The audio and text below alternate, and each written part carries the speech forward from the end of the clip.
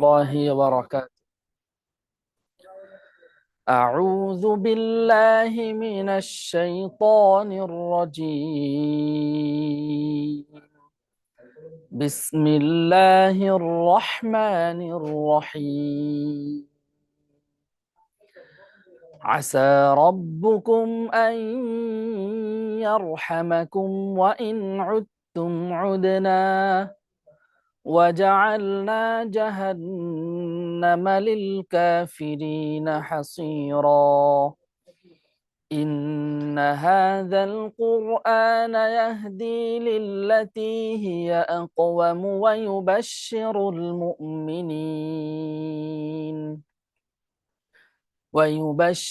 المؤمنين الذين يعملون الصالحات أن لهم أجرا كبيرا، وأن الذين لا يؤمنون بالآخرة أعتدنا لهم عذابا أليما.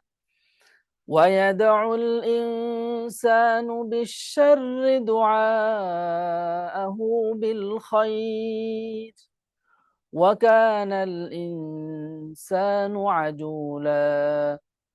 وجعلنا الليل والنهار آيتين فمحونا آية الليل وجعلنا آية النهار مبصرة لتبتغوا فضلا من ربكم ولتعلموا عدد السنين والحساب، وكل شيء فصلناه تفصيلا.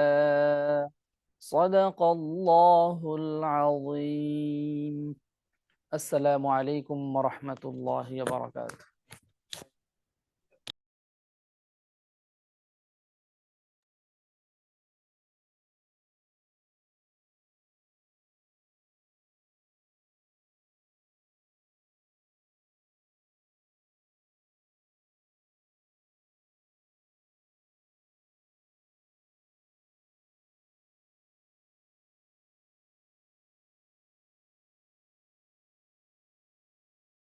In progress.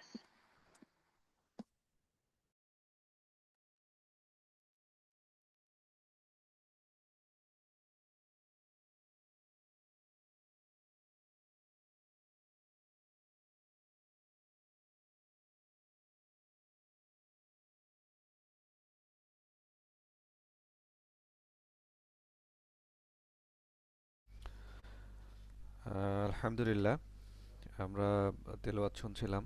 সম্মানিত ওস্তাদকে আল্লাহ রাব্বুল আলামিন জাযায়ে খায়ের দান করুন। আমরা সকলে তার জন্য দোয়া করি। আবারও সকলকে আন্তরিক মোবারকবাদ জানাচ্ছি। আমাদের রমাদান স্পেশাল কিছু কোর্সে যারা ইতিমধ্যে জয়েন করেছেন, তারা আলহামদুলিল্লাহ ধারাবাহিকভাবে ক্লাসগুলো পেতে থাকবেন। আর আজকে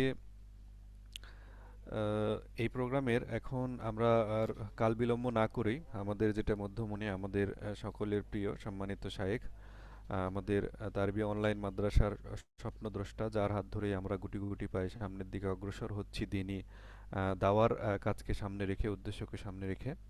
আল্লাহ রাব্বুল আলামিন শায়েখ সহ আমাদের এই প্রচেষ্টাকে কবুল করুন। তো সম্মানিত উপস্থিতি, এখন আপনাদের সামনে গুরুত্বপূর্ণ আলোচনা নিয়ে আসছেন সংশ্লিষ্ট বিষয় বা রমাদানকে সামনে রেখে আমাদের কী কী কার্যক্রম হওয়া উচিত, এই বিষয়গুলোকে সামনে রেখে আমাদের তারবিয়া অনলাইন মাদ্রাসার সম্মানিত চেয়ারম্যান মহোদয় শাইখ প্রফেসর মুক্তার আহমেদ হাফিজাহুল্লাহ, শাইখকে সবিনয় অনুরোধ করছি আমাদের সামনে গুরুত্বপূর্ণ নসিহা পেশ করার জন্য।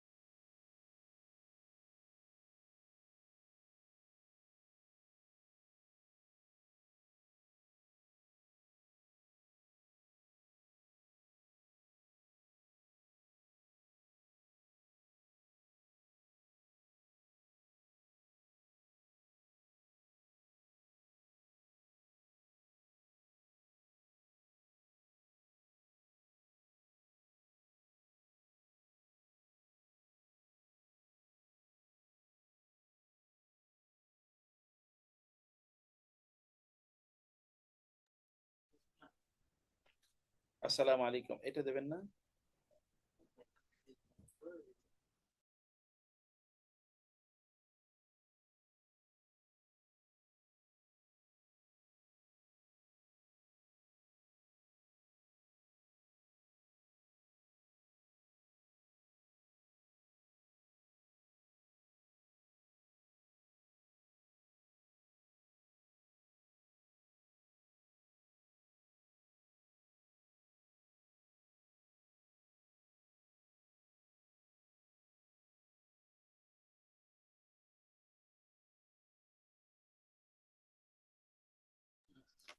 আসসালামু আলাইকুম ওয়া রাহমাতুল্লাহি ওয়া বারাকাতুহু।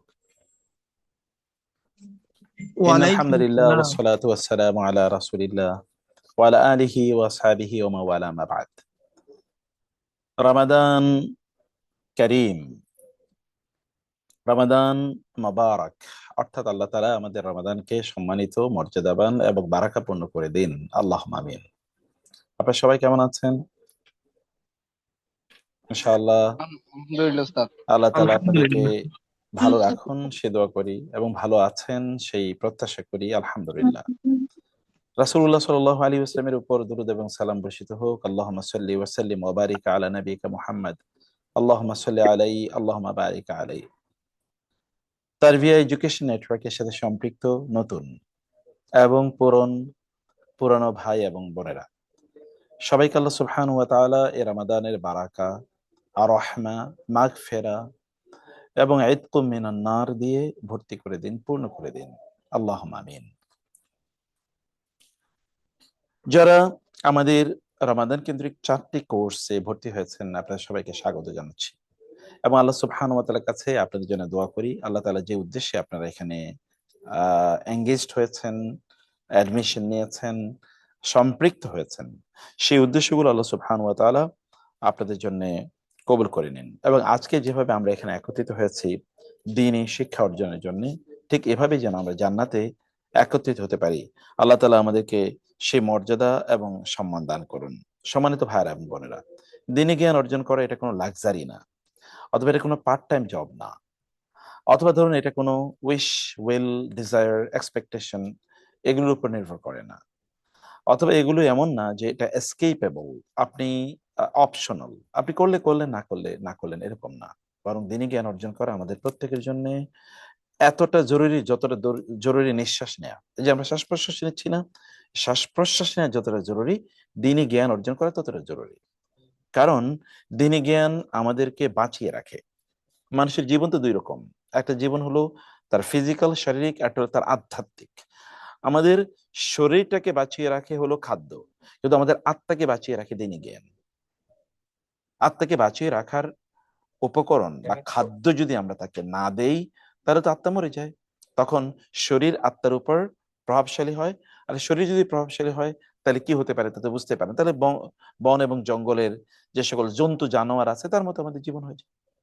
এবং এই কারণে আমাদের সালাফরা বলতেন যে সাম্মিন কালবাকা ইয়াকুলুক, যে তোমার শরীরটা এটা একটা এমন যে তুমি একটা শিয়ালকে অথবা নেকড়ে বাঘকে তুমি খাবার দিচ্ছ, তারপরে এটা এক সময় এত শক্তিশালী হবে যে তোমাকে খেয়ে ফেলবে, আপনার সত্তা একেবারে ধ্বংস করে ফেলবে। রমাদান আমাদেরকে বারবার আমাদের সেই সত্তা বা আমাদের সেই স্বকীয়তা, আমাদের যে আইডেন্টিটি, পরিচয়, সেই পরিচয়ের কাছে ফেলে নিয়ে আসে। তো আপনারা রমাদানে যারা এই কোর্সগুলো করতে এসছেন, আপনারা মূলত দ্বীনি জ্ঞান অর্জনের যে অপরিহার্যতা আছে সেটি কিছুটা হলেও পালন করার জন্য আপনারা সচেষ্ট হয়েছেন। আর আল্লাহ তাআলা তো আমাদের আমলের দিকে না তাকিয়ে আল্লাহ তাআলা দেখবেন আমাদের নিয়তের দিকে, যে আমরা কি কারণে এই কাজটি করছি। কারণ আপনি জানেন যে আমল এর ভলিউম দিয়ে আপনি আল্লাহ তাআলাকে সন্তুষ্ট করতে পারবেন না, বরং আমলের আমরা আল্লাহকে সন্তুষ্ট করতে হলে আমলের আহ নিয়ত বা উদ্দেশ্য দিয়ে আমরা আল্লাহ তাআলাকে সন্তুষ্ট করতে হবে। আর এখানে আপনারা এসছেন যারা, আপনারা এরকম একটা নিয়ত করেই এসছেন যে দ্বীনি জ্ঞান অর্জন করবেন এবং সেটাকে আপনারা নিজেদের আমলে বাস্তবায়ন করবেন, এরকম উদ্দেশ্য নিয়ে নিশ্চয়ই আপনারা এসছেন। আমরা আল্লাহ তাআলার কাছে সেই ফরিয়াদ জানাই, আল্লাহ তাআলা যেন আমাদের এই আগমনটাকে এখলাস পূর্ণ করে দেন। আল্লাহ তাআলা আমাদের এই আগমনটাকে যেন মানে ইবাদত পূর্ণ করে দেন। আল্লাহুম্মা আমিন। আপনি জানেন যে আমরা এখানে 4টি কোর্স অফার করেছি। একটি হচ্ছে প্রোডাক্টিভ রমাদান, ফ্যামিলি ম্যানেজমেন্ট, তারপর হচ্ছে সেখানে কায়দা নুরানিয়া এবং রয়েছে জুজ আম্মা, এরকম অনেকগুলো কোর্স এখানে আমরা অফার করেছি। আপনারা এখানে কোর্সগুলো যারা করতে এসছেন সবাইকে আমরা মোবারকবাদ জানাই এবং আপনাদের জার্নিটাকে আল্লাহ তাআলা যেন সহজ করে দেন সেটা আমরা দোয়া করি। রমাদান মাস কিন্তু জ্ঞান অর্জনের মাস। আল্লাহ তাআলা বলেছেন, শাহরু রমাদান আল্লাযী উনজিলা ফীহিল কুরআনু হুদাল লিন-নাসি ওয়া বায়্যিনাতিন মিনাল হুদা ওয়াল ফুরকান। এই মাস রমাদান মাস, যে মাসে আল্লাহ তাআলা কোরআন নাজিল করেছেন, উনজিলা ফীহিল কোরআন, যে মাসে কোরআন নাজিল হয়েছে, হুদাল লিন-নাস, মানুষকে পথ দেখানোর জন্য, ওয়া বায়্যিনাতিন মিনাল হুদা ওয়াল ফুরকান, এবং হেদায়েতের বিষয়গুলো স্পষ্ট করে দেওয়া হয়েছে। মানুষের এই জ্ঞান দেওয়া হচ্ছে কোনটা সত্য এবং কোনটা মিথ্যা, এই পার্থক্য সূচনাকারী জ্ঞান মানুষকে আল্লাহ তাআলা এই রমাদানের মানে যে কারণে রমাদানের রোজা ফরজ, সেই কোরআন আল্লাহ তাআলা এগুলোকে সন্নিবেশিত করে দিয়েছেন। তো কোরআন হচ্ছে রমাদান নাজিলের মাস। আর কোরআনের মূল কাজ কি? কোরআন আমাদেরকে শিক্ষিত মানুষে রূপান্তরিত করে। কোরআন আমাদেরকে একজন রুচিশীল মানুষে রূপান্তরিত করে, একজন মানে পবিত্র মানুষে রূপান্তরিত করে। রমাদান আমাদেরকে পথ দেখায়, মানে কোরআন আমাদেরকে পথ দেখায়, ইন্না হাদাল কোরআন ইয়াহদি লিল্লাতি আকওয়াম। এই কোরআন আমাদেরকে পথ দেখায় যেটি সর্বোত্তম, সবচেয়ে সফল। আপনি যদি পৃথিবীতে সফল হতে চান তাহলে আপনাকে কোরআনের কাছে আসতে হবে। আপনি যদি আখিরাতে সফল হতে চান আপনাকে কোরআনের কাছে আসতে হবে। আপনি যদি দুনিয়া এবং আখিরাতে সফল হতে চান আপনাকে কোরআনের কাছে আসতে হবে। There is no other way, আর আদারওয়াইজ নাই। তো সেই মাসে আমরা কোরআনের বারাকাতে, এই মাসটিতে আমরা যেন আরো ভালো মানুষ হয়ে উঠতে পারি, আরো জ্ঞানী প্রজ্ঞামান বুদ্ধি দীপ্ত যেন আমরা হয়ে উঠতে পারি, সেই আয়োজন কিন্তু প্রতি রমাদানই আমাদের কাছে, বা আহ্বান প্রতি রমাদান আমাদের কাছে নিয়ে আসে। এবারে রমাদানে আপনারা সেই আহ্বানে সাড়া দিয়েছেন এবং এই কারণে আপনাদের প্রতি মোবারকবাদ এবং কৃতজ্ঞতা। প্রিয় ভাইয়েরা এবং বোনেরা, প্রোডাক্টিভ আমাদের 4টি কোর্সের কথা আমরা বলেছি। এই 4টি কোর্স আমরা যদি আমাদের জীবনকে পরিবর্তন করে দেওয়ার মতো যথেষ্ট ইনশাআল্লাহ। প্রথমত হচ্ছে প্রোডাক্টিভ রমাদান। এবারে রমাদানটাকে আমরা কিভাবে সর্বোত্তম ভাবে, সর্বোচ্চ কার্যকর ভাবে আমরা ব্যবহার করতে পারি, এর জন্য আমাদের কিছু রুলস, রেগুলেশন, টিপস ওর কিছু মানে কৌশলের কথা বলি, কিছু স্ট্র্যাটেজি আপনাদের সাথে আজকে শেয়ার করতে চাই। আমরা গ্র্যাজুয়ালি এই কোর্সটা আপনাদের সাথে অনেকদিন পর্যন্ত এই কোর্সটা নিয়ে আমরা আলোচনা করব। সেখানে অনেকগুলো এলিমেন্ট থাকবে। রমাদানটাকে আমরা কিভাবে আমাদের নিজেদের পরিবর্তন রমাদান বানাতে পারি। এবং আমি আপনাদেরকে বরং শুরুতে বলবো, এবারে রমাদানটাকে আপনাদের জীবনের প্রথম রমাদান বানান। ইংরেজিতে বলা হয় লাভ এট দ্য ফার্স্ট সাইট, প্রথম যে ভালোবাসা, প্রথম ভালোবাসার যেমন গুরুত্ব, এই রমাদানটাকে আপনাদের প্রথম ভালোবাসার রমাদান বানান। তাইলে কি হবে? তাইলে আপনি এটাকে ফিল করবেন। প্রথম ভালোবাসা রমাদান মানে কি? অর্থাৎ আপনি অতীতে ফরগেট ইউর পাস্ট, অতীত ভুলে যান। আপনি মনে করেন এবারে রমাদান আপনার জীবনের প্রথম রমাদান। অতএব এবারে রমাদানে আপনি পরিবর্তন করবেন, নিজকে অন্য উচ্চতায় নিয়ে যাবেন, অন্য মানুষে রূপান্তরিত করবেন, আপনি অন্য রকম মানুষ হয়ে যাবেন। and everybody will feel that you have become a different man, যে আপনি এই রমাদানে ভিন্ন মানুষ হয়ে গেছেন। অতএব এটাকে আপনার জীবনের প্রথম রমাদান বানান। প্রথম মানে হচ্ছে এটাই একমাত্র রমাদান যেটা আপনি কখনোই ফিল করেন নাই, এমন ডিফারেন্স আপনি নিজের জন্য ফিল করতে পারেন, সেটি আমাদের তৈরি করা দরকার। আপনারা জানেন যে রমাদানের এই ইবাদত কেবলমাত্র একটা আনুষ্ঠানিকতা না, এটি একটা ধর্মীয় অনুষ্ঠানই কেবলমাত্র না, বরং আল্লাহ সুবহানাহু ওয়া তাআলার পক্ষ থেকে একটা ডিভাইন ট্রেনিং প্রোগ্রাম। এই রমাদানে প্রত্যেকটি মোমেন তার আত্মা, তার দেহ এবং তার পরিবারের সাথে ব্যাপকভাবে নিজকে খাপ খাইয়ে নেয় এবং ব্যাপকভাবে এই সবগুলো ক্ষেত্রে তার নিজকে পুনর্গঠিত করে নেয়। অতএব এটা পুনর্গঠনের মাস, এটাকে রিকনস্ট্রাকশনের মাস। অর্থাৎ আপনি ডিকনস্ট্রাক্ট করবেন নিজকে, এরপর আপনি রিকনস্ট্রাকশন করবেন। মানে আজকে নিজে একেবারে ভেঙ্গে চূর্ণ বিচূর্ণ করে ফেলবেন। যেমন আমরা তো আসলে নিজের যে অভ্যাসগুলো আছে তা কিন্তু ভেঙ্গে চূর্ণ বিচূর্ণ করে ফেলছি। কিভাবে? যেমন আমরা সকালবেলা নাস্তা করতাম, এখন আমরা করি না। আমরা তারপরে একটু খেতাম, দুপুরে আমরা কিন্তু খাই না। আবার বিকেলে একটু স্ন্যাক্স নিতাম, তা কিন্তু আমরা নিচ্ছি না। তার মানে আমাদের ওটা আবার ধরুন আমরা ঈশা নামাজ হয়তো বা সর্বোচ্চ পড়তাম, কিন্তু এখন আমরা রেগুলার তারাবির সালাত আদায় করছি।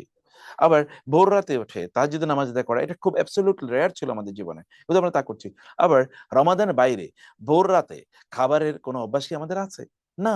তাহলে আমরা কিন্তু এমনিতেই একটা কনস্ট্রাক্টেড একটা রুটিনের মধ্যে আছি, কিন্তু এটাকে রিকনস্ট্রাক্ট করতে হবে। মানে এইটাও কেবলমাত্র একটা রুটিন ওয়ার্কের মতো যদি আমরা করি, তাহলে কোনোদিনই আমরা নিজেদেরকে পরিবর্তন করতে পারবো না। আমাদেরকে ইন্টেনশনালি সিদ্ধান্ত নিয়ে বুদ্ধি করে এবং মানে যেটাকে বলছে প্ল্যান ওয়াইজ আমাদেরকে করতে হবে যে আমি কেন ভোর রাতে ঘুমে থেকে উঠে আমি কেন সাহারি খাচ্ছি। Is it A routine food I am taking, আমি কি একটা রুটিন ফুড নিচ্ছি নাকি অন্য কোনো কিছু, এখানকার স্পিরিচুয়ালিটি কি, আধ্যাত্মিকতা কি, সেটি আমাদেরকে অবশ্যই বোঝা দরকার। তাহলে আমরা যেটা বলছিলাম যে এটা একটা ডিভাইন ট্রেনিং প্রোগ্রাম। এবং ডিভাইন ট্রেনিং প্রোগ্রামটা কিভাবে হয় দেখুন, আল্লাহ রাসূল সাল্লাল্লাহু আলাইহি ওয়াসাল্লাম বলেছেন ইজা দাখালা রমাদানু, যখন রমাদান আসে তখন কি হয়, ফুতিহাত আবওয়াবুল জান্নাহ, জান্নাতের দরজাগুলো খুলে দেওয়া হয়। ওয়া উগলিকাত বা গুললিকাত আবওয়াবুন নিরান, এবং জাহান্নামের দরজাগুলো বন্ধ করে দেওয়া হয়। ওয়া সুলসিলাতিশ শায়াতিন, শয়তানকে শিকলবন্দি করা হয়।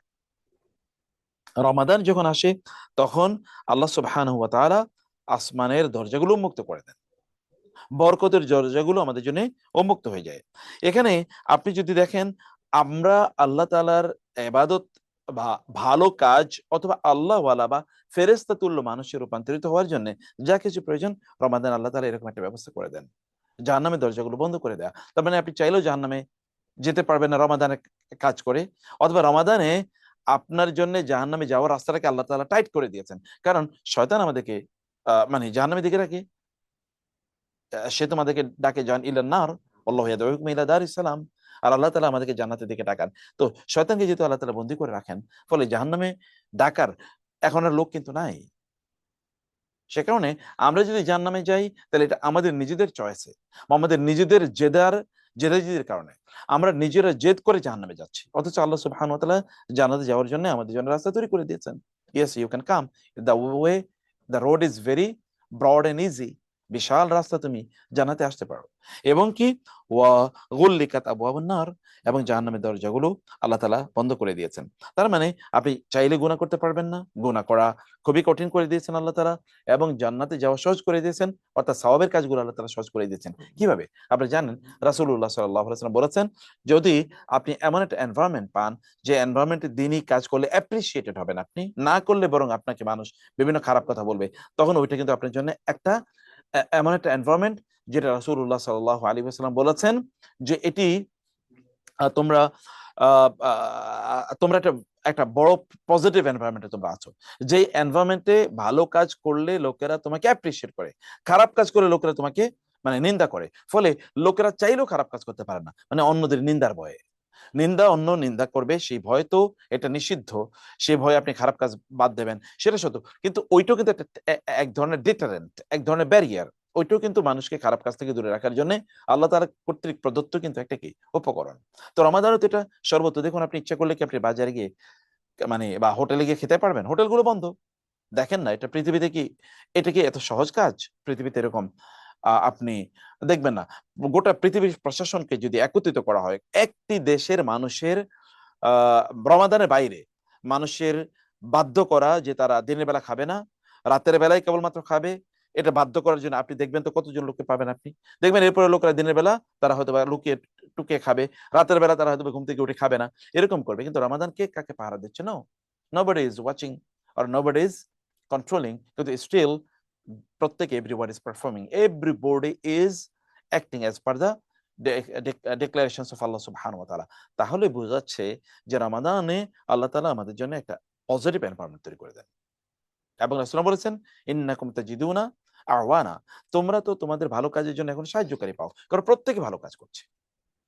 এবং ফাইনালি কি রাসূলুল্লাহ বলেছেন সুলসিলাতি শায়াতিন, শয়তানগুলোকে আল্লাহ তাআলা বন্দী করে রাখেন এ রমাদানে, যেন শয়তান আমাদেরকে ডিস্টার্ব না করতে পারে, তাদেরকে শৃঙ্খলিত করে আল্লাহ রাসূল সাল্লাল্লাহু আলাইহি ওয়াসাল্লাম বলেছেন আল্লাহ তাআলা রেখে দেন। ফলে আমরা রমাদানে এই একটি পজিটিভ এনভায়রনমেন্টে আমাদের নিজেকে আমরা যদি পরিবর্তন না করতে পারি, তাহলে কবে পরিবর্তন করব? এখন তো ধরেন 4-5টি রমাদান চলে গেছে, আপনি বলুন তো আপনার নিজের মধ্যে পজিটিভ কি পরিবর্তন এসেছে? যদি না আসে থাকে তাহলে বোঝা যাবে যে এ রমাদান আসলে আসে আর যায়, অন্য বছরের রমাদানের মতো হয়ে গেছে।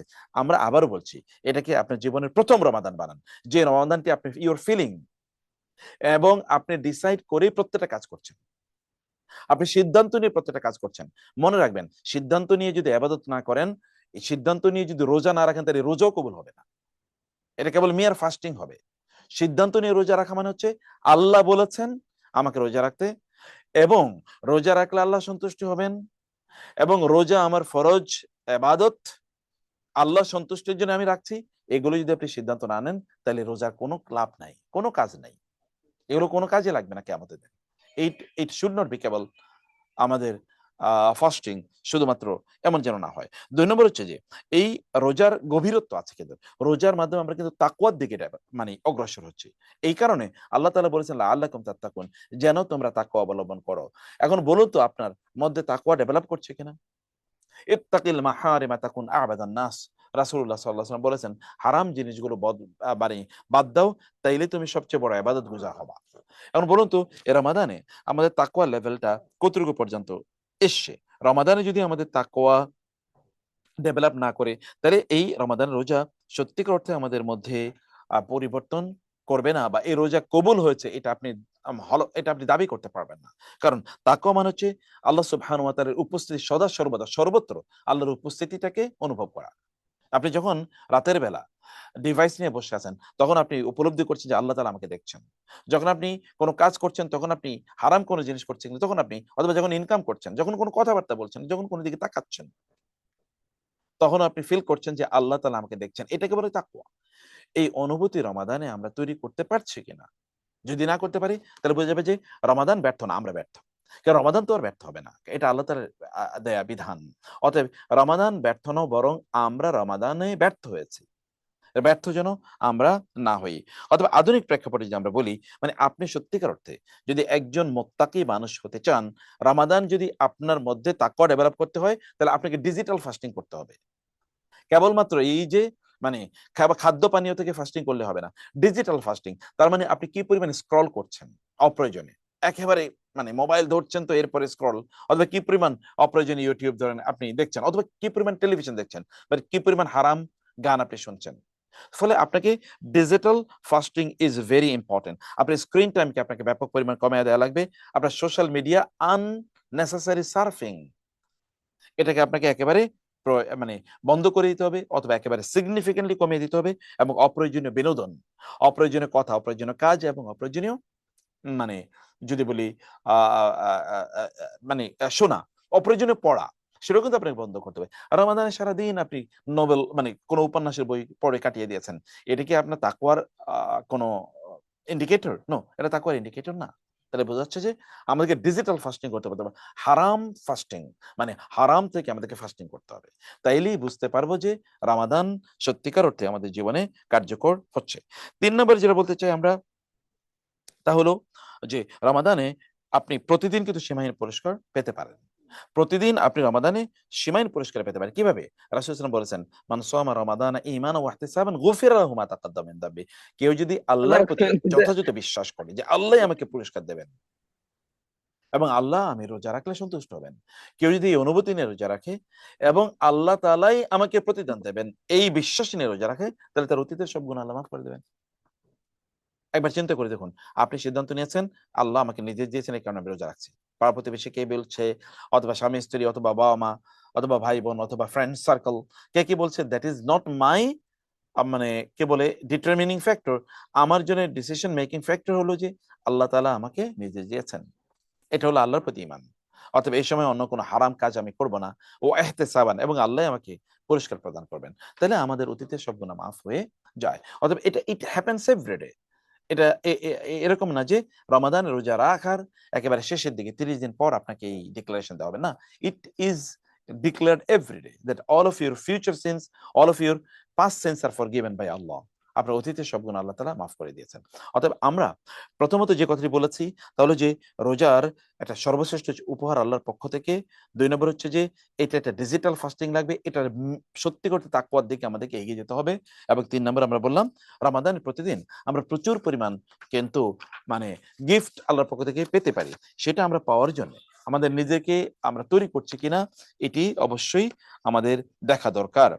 চতুর্থত যে বিষয়টি বলতে চাই, তাহলে যে আমাদেরকে রাসূলুল্লাহ সাল্লাল্লাহু আলাইহি ওয়াসাল্লাম জানিয়েছেন, আল্লাহ তাআলা বলেন রোজা আমার জন্য, আমি তার প্রতিদান হব। আপনি একবার চিন্তা করে দেখুন তো, কিয়ামতের দিন আপনি আপনার রবকে দেখবেন। আমি আমি মাঝে মাঝে ভাবি আল্লাহ তাআলাকে দেখলে কেমন, মানে তিনি দেখতে কেমন, তাকে দেখলে আমাদের অনুভূতিটা কেমন হবে। আচ্ছা আপনি একবার তারকার দিকে তাকিয়ে দেখেন তো, আকাশে কি পরিমাণ তারকা আছে। এক একটা তারকা এই পৃথিবী থেকে কত বিলিয়ন ট্রিলিয়ন টাইম বড়। এরকম কত ট্রিলিয়ন ট্রিলিয়ন তারকা আছে। এই তারকা তো আল্লাহ সৃষ্টির একটা অংশ মাত্র, কিন্তু তিনি তো এই সকল সৃষ্টির চেয়ে বড়। তিনি তাহলে কত বড়? তাহলে কিভাবে আমাদের চোখটা তাকে ধারণ করবে সেদিন? আর দেখলে আমরা তাকে কেমন দেখবো? তিনি নিজে বলছেন আল্লাহ নূরুস সামাওয়াতি ওয়াল আরদ, আসমান এবং জমিনের নূর কিন্তু আল্লাহ তাআলার নূর। ও আশরাকাতিল আরদু বিনূরি রাব্বিহা, আল্লাহর নূরে কিয়ামতের দিন এই গোটা পৃথিবী আলোকিত হয়ে উঠবে।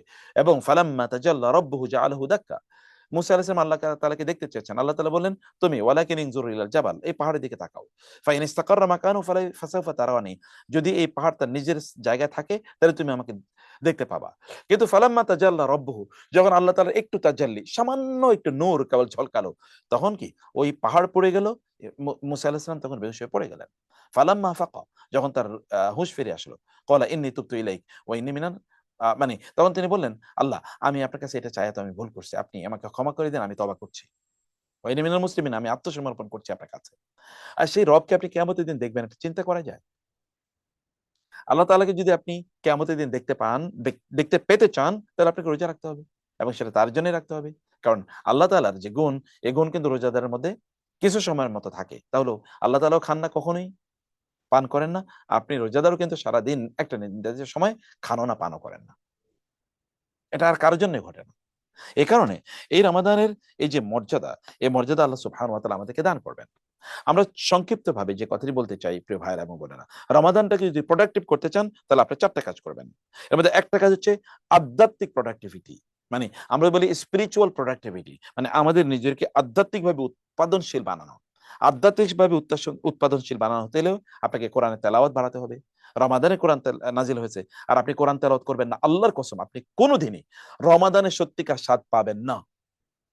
রমাদানের সত্যিকার স্বাদ পেতে হলে আপনাকে ব্যাপক পরিমাণ কোরআন তেলাওয়াত করতে হবে, কোরআন তেলাওয়াত শুনতে হবে রমাদানে। তাইলে দেখবেন আপনার এবারে রমাদান অন্য বছরের রমাদানের চেয়ে কমপ্লিটলি ডিফারেন্ট হবে। কিন্তু আপনি কোরআন তেলাওয়াত করবেন না, শুনবেন না, রমাদানের feel you will never, I challenge, আপনি কোনোদিন পাবেন না। কারণ রোজা এবং রমাদান তো ভাই, দুই ভাই, টুইন ব্রাদার্স। তো টুইন ব্রাদার্সকে আপনি আলাদা করবেন কিভাবে? আলাদা করা যায় না তো। সিয়াম ওয়াল কোরআনও কোরআনা, সিয়াম এবং কোরআন দুটো ভাইয়ের মতো। 2 নম্বর তাহাজ্জুদ। আচ্ছা, রমাদানের সাথে তাহাজ্জুদে কিন্তু বা তারাবির একটা সম্পর্ক আছে। আপনি বলেন তো, অন্য মাসে যখন আপনি রোজা রাখেন তখন কি আপনি তারাবি নামাজ পড়েন না? কিন্তু রমাদানে এই তারাবি, তাহাজ্জুদ, কিয়ামুল লাইল যেটাকে আমরা বলছি, এটা তো essential part of Ramadan, essential part. রোজা রাখা ফরজ, কিন্তু কিয়ামুল লাইল এটা নফল, অথবা এটা ধরেন সুন্নাহ মুআক্কাদা। তাতে কি আসে যায়? সুন্নাহ মুআক্কাদা আর নফল দেখে আপনি এটাকে কম গুরুত্ব দেবেন? আপনি রমাদানের বাইরে রোজা রাখলে আর এই ফিলটা কোনোদিন পাবেন? এই যে তারাবির নামাজ যখন আমরা জয়েন করি, এটা একটা ঈদের মতো লাগে না বলেন তো? অন্যরকম লাগে না? এটা তো অন্যরকম মজা। এই মজাটা আপনি কোথায় পাবেন, কিভাবে পাবেন? অতএব এটাকে আপনার প্রোডাক্টিভিটি, যদি স্পিরিচুয়াল প্রোডাক্টিভিটি বাড়াতে চান, তাহলে you should concentrate on performing তারাবি, সালাতুত তারাবি এবং কিয়ামুল লাইল। এবং 3 নম্বর জিকির। রমাদানে যদি জিকির না করতে পারে, তাহলে আমাদের চেয়ে হতভাগা আর কে হতে পারে? শয়তান বন্দী, জান্নাতের দরজাগুলো খোলা, জাহান্নামের দরজা বন্ধ, আল্লাহর রহমতের দরজাগুলো সব উন্মুক্ত, তারপরেও জিকির করতে পারছি না, কত হতভাগা। আল্লাহ জিকির যাই যে মুখ থেকে আসে না, ওই মুখটা কতটা দুর্ভাগা। আল্লাহর নাম এরকম, ওয়াইযা কিলা লাহু তাকিল্লাহ আখাযাতুল ইজ্জাতু বিল ইসম, ইযা যুকিরাল্লাহু ওয়াজিলাত কুলুবুহুম। ঈমানদারের অবস্থা হচ্ছে যে আল্লাহ তাআলার নাম উচ্চারণ করলে তার অন্তর এরকম কেঁপে ওঠে। অথচ আল্লাহর নাম নেয়ার মতো সময় আমাদের সামনে অবারিত, তারপর আমরা নিতে পারছি না। এবং ইস্তেগফার, বেশি বেশি আল্লাহর কাছে ক্ষমা চাওয়া। মনে রাখবেন, ইস্তেগফার কিন্তু একটা ডিটারজেন্ট। ইস্তেগফার কি? একটা ডিটারজেন্ট, এটা একটা সাবান। আপনার জামা কাপড়ে যদি ময়লা লাগে, তাহলে যেমনি আপনি সাবান দিয়ে সব ধুয়ে মুছে সাফ করে দেন, আপনার অন্তরে যে কালিমা আছে এগুলো সব দূর করে দেওয়ার জন্য আপনাকে যে ডিটারজেন্টটা ব্যবহার করতে হয়, যে সাবানটা ব্যবহার করতে হয়, শ্যাম্পুটা ব্যবহার করতে, এটা নাম হলো ইস্তেগফার। পড়ুন না আস্তাগফিরুল্লাহ, আপনি কাজ করুন আস্তাগফিরুল্লাহ পড়ুন। কে নিষেধ করেছে? এখন তো শয়তান নাই, তাহলে নিষেধ করলো কে? চরিত্রটাকে অভ্যাসে রূপান্তরিত করা। অভ্যাসের মাধ্যমে চরিত্র তৈরি হয়, মনে রাখবেন। অভ্যাসের মাধ্যমে চরিত্র রূপান্তরিত হয়। আর অভ্যাস কখন তৈরি হয়? যখন একটা কাজ মানুষ রিপিটেডলি করে, তখন অভ্যাস তৈরি হয়। আপনাদেরকে অভ্যাস নির্মাণ করতে হবে। এবং দোয়া, রমাদানে আমরা দোয়া যদি না করতে পারি, তাহলে বুঝতে হবে যে আমরা আসলে হতভাগা। দোয়া করে, আমি ব্যক্তিগত জীবনে দোয়া করেছি কিন্তু ওইটা হয় নাই, it never happen in my life. কিন্তু আমি দোয়া করতে পারি নাই, এটা জীবনে বেশি ঘটেছে। আমি একটা জিনিস আমার দরকার, কিন্তু আমি দোয়া করতে পারি না, কারণ আল্লাহ তাআলা আমাকে তৌফিক দেন নাই। কিন্তু যেটা আমি দোয়া করেছি, আমি বুঝতে পেরেছি যে এটার জন্য দোয়া করছি মানে আল্লাহ তাআলা ইলহাম করেছেন যে তুমি দোয়া করো, আমি তোমাকে দেবো। অতএব আল্লাহ নিজে দিয়েছেন, এই কারণে দোয়া করতে পেরেছি। ওমা তৌফিক ইল্লা বিল্লাহ, আল্লাহর পক্ষ থেকে তৌফিক আসে। অতএব আপনি যদি দোয়া করতে পারেন তাহলে বুঝবেন এটা আপনার ক্ষমতায় করেন না, এটা আল্লাহর ক্ষমতায়। আল্লাহ আপনাকে ইলহাম করেছেন, অতএব এটা আপনার জীবনে ঘটবে। এরকম একটা বিশ্বাস নিয়ে দোয়া করুন। রাসূল সাল্লাল্লাহু আলাইহি ওয়াসাল্লাম বলেছেন, যখন তোমরা দোয়া করো তখন ওয়া আনতুম মুকিনুনা বিল ইজাবা, তখন তোমরা নিশ্চিত বিশ্বাস থাকো আল্লাহ তোমাকে সাক্ষাৎ, আল্লাহ তোমার মানে দেবেনই, রেসপন্স করবেন, আল্লাহ তোমার এই দোয়া প্রার্থনা সাড়া দেবেনই। এটা রমাদানে স্পিরিচুয়াল প্রোডাক্টিভিটির জন্য এটা করুন। আমরা তো কেবল দোয়া করি যখন আমাদের প্রয়োজন হয়, কিন্তু প্রয়োজন ছাড়াও দোয়া করা এটা একটা এলিট ক্লাস লোকের মানে তার বৈশিষ্ট্য, নবী রাসূলদের বৈশিষ্ট্য। প্রয়োজন নাই তারপর দোয়া করছেন, আল্লাহ তুমি এই প্রয়োজন মিটিয়ে দাও, আল্লাহ তুমি আমাকে জান্নাত দাও, আল্লাহ তুমি আমার গুনাহ ক্ষমা করে দাও।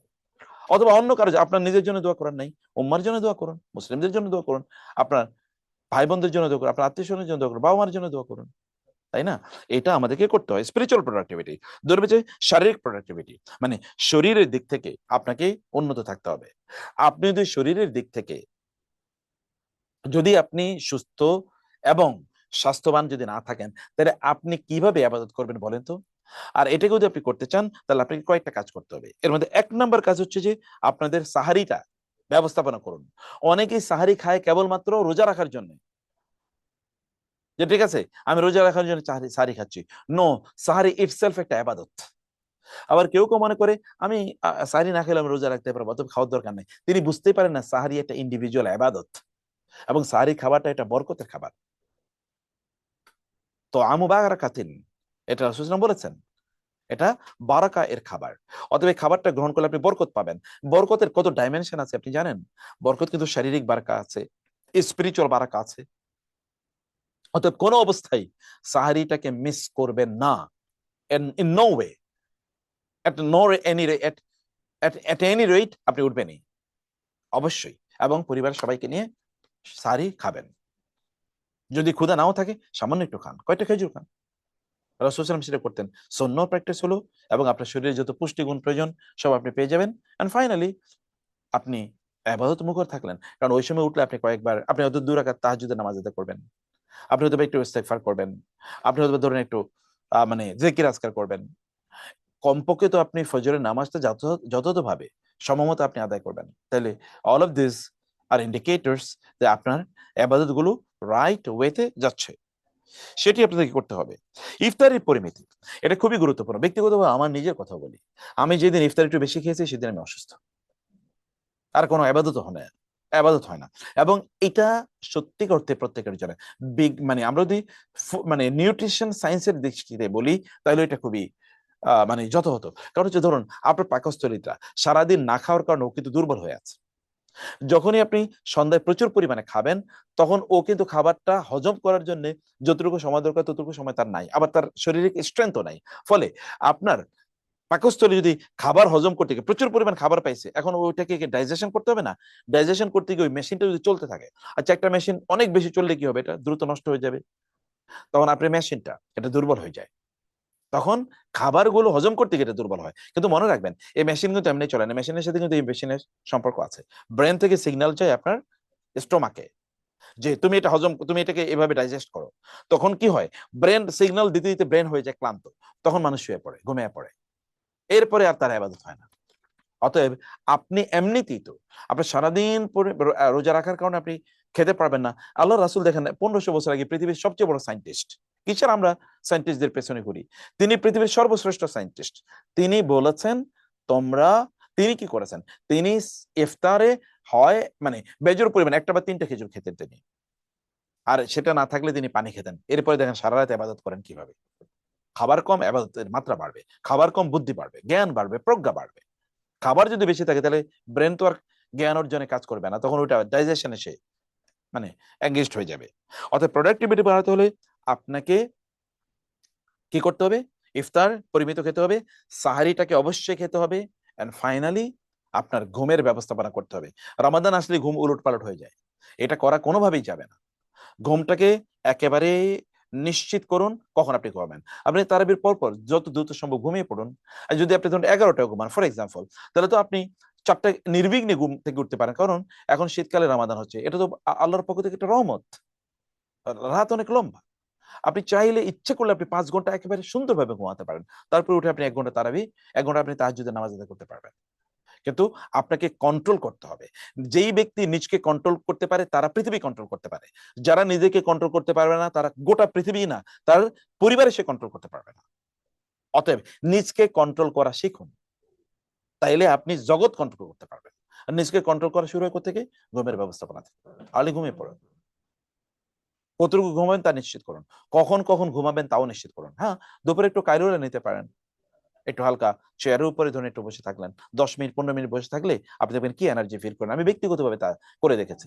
একটু ক্লান্তি ফিল করে 10 মিনিট চোখ বন্ধ করে রাখার পরে দেখি যে 10 গুণ শক্তি বেড়ে গেছে। কোত্থেকে আসে? ওই যে আমানাতান নুআসান, আল্লাহ তাআলা বলেছেন যে এই যে নুআস মানে হচ্ছে তন্দ্রাটা, এটা একটা আল্লাহর পক্ষ থেকে প্রশান্তি এবং শক্তির কারণ। অতএব সেটা একটু নিয়ে নেন, এতটুকু আপনার করেন।